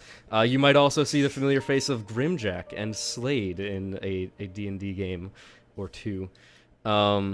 So definitely go follow Cast Together. That's going to be a really big thing, and we're all just really excited to have it and be a part of it. Yeah, I think that is all that I have for today. Also, I want to thank Joff, as always, for making all of the art for the Cast Together thing. I don't know how I would do anything without art from Joff at this point. Did you see the piece he did last night? Oh yes, the sling. Yes, that was fantastic. That's my favorite thing in the world. It was, that was literally me being like, oh shit, it's 2 minutes until they go live, and just quickly assembling. Like Mike was talking about something relatively important on stream, and I saw it at that moment, and I was like, I couldn't stop myself from laughing. That was great. Oh yeah, also, if you want to take part in Cast Together, anyone is welcome to stream to the Cast Together Twitch community and raise money for Project Semicolon or the mental health charity of your choice, and we will be supporting people throughout the weekend with hosts and raids and Twitter shoutouts. So if you want to take part and support the cause, it would be incredibly appreciated, and thank you all just so much for bringing it to this point. So with that, we are going to be ending the stream, and we're going to be sending a raid over to someone. And I happen to see a streamer on who we've been talking to a lot lately by the name of Eric Vulgaris. Really cool dude. He's doing D&D. He's playing the Tomb of Annihilation right now, which just came out. So yeah, absolutely go show him some love. Like inappropriate levels of love. Oh yes. Let me put the command in How inappropriate? chat. Like you're never getting this handkerchief back ever again. Level. I thought that was only reserved for Grimjack. No. I blew my nose in a handkerchief and gave it to Grimjack. Look, The degrees of separation. be very clear here. If ever, God. yeah, exactly. You really need to cut off the stream before I get to what I got. I'm not Thank you kidding. all so much for joining us Yes, today I from will 6 and 20. see you all next Because time. if ever I manage to hook up. Hey, with Trendane, I let's talk about that guarantee one time I instead where am that going thing to happened. follow And it was so exciting because Oh my there was snow and it was Christmas in July, and you were there and I was there. Are we off yet? Are we still I going? don't know. I don't know. I reached the point that I was No, it was cut off it before was I got Christmas there. in July, Trendane, and we were both there. We were all there, in fact, and it was Yeah, a and really you know what good I time. What a good And time. And then And that's Um, it. I couldn't find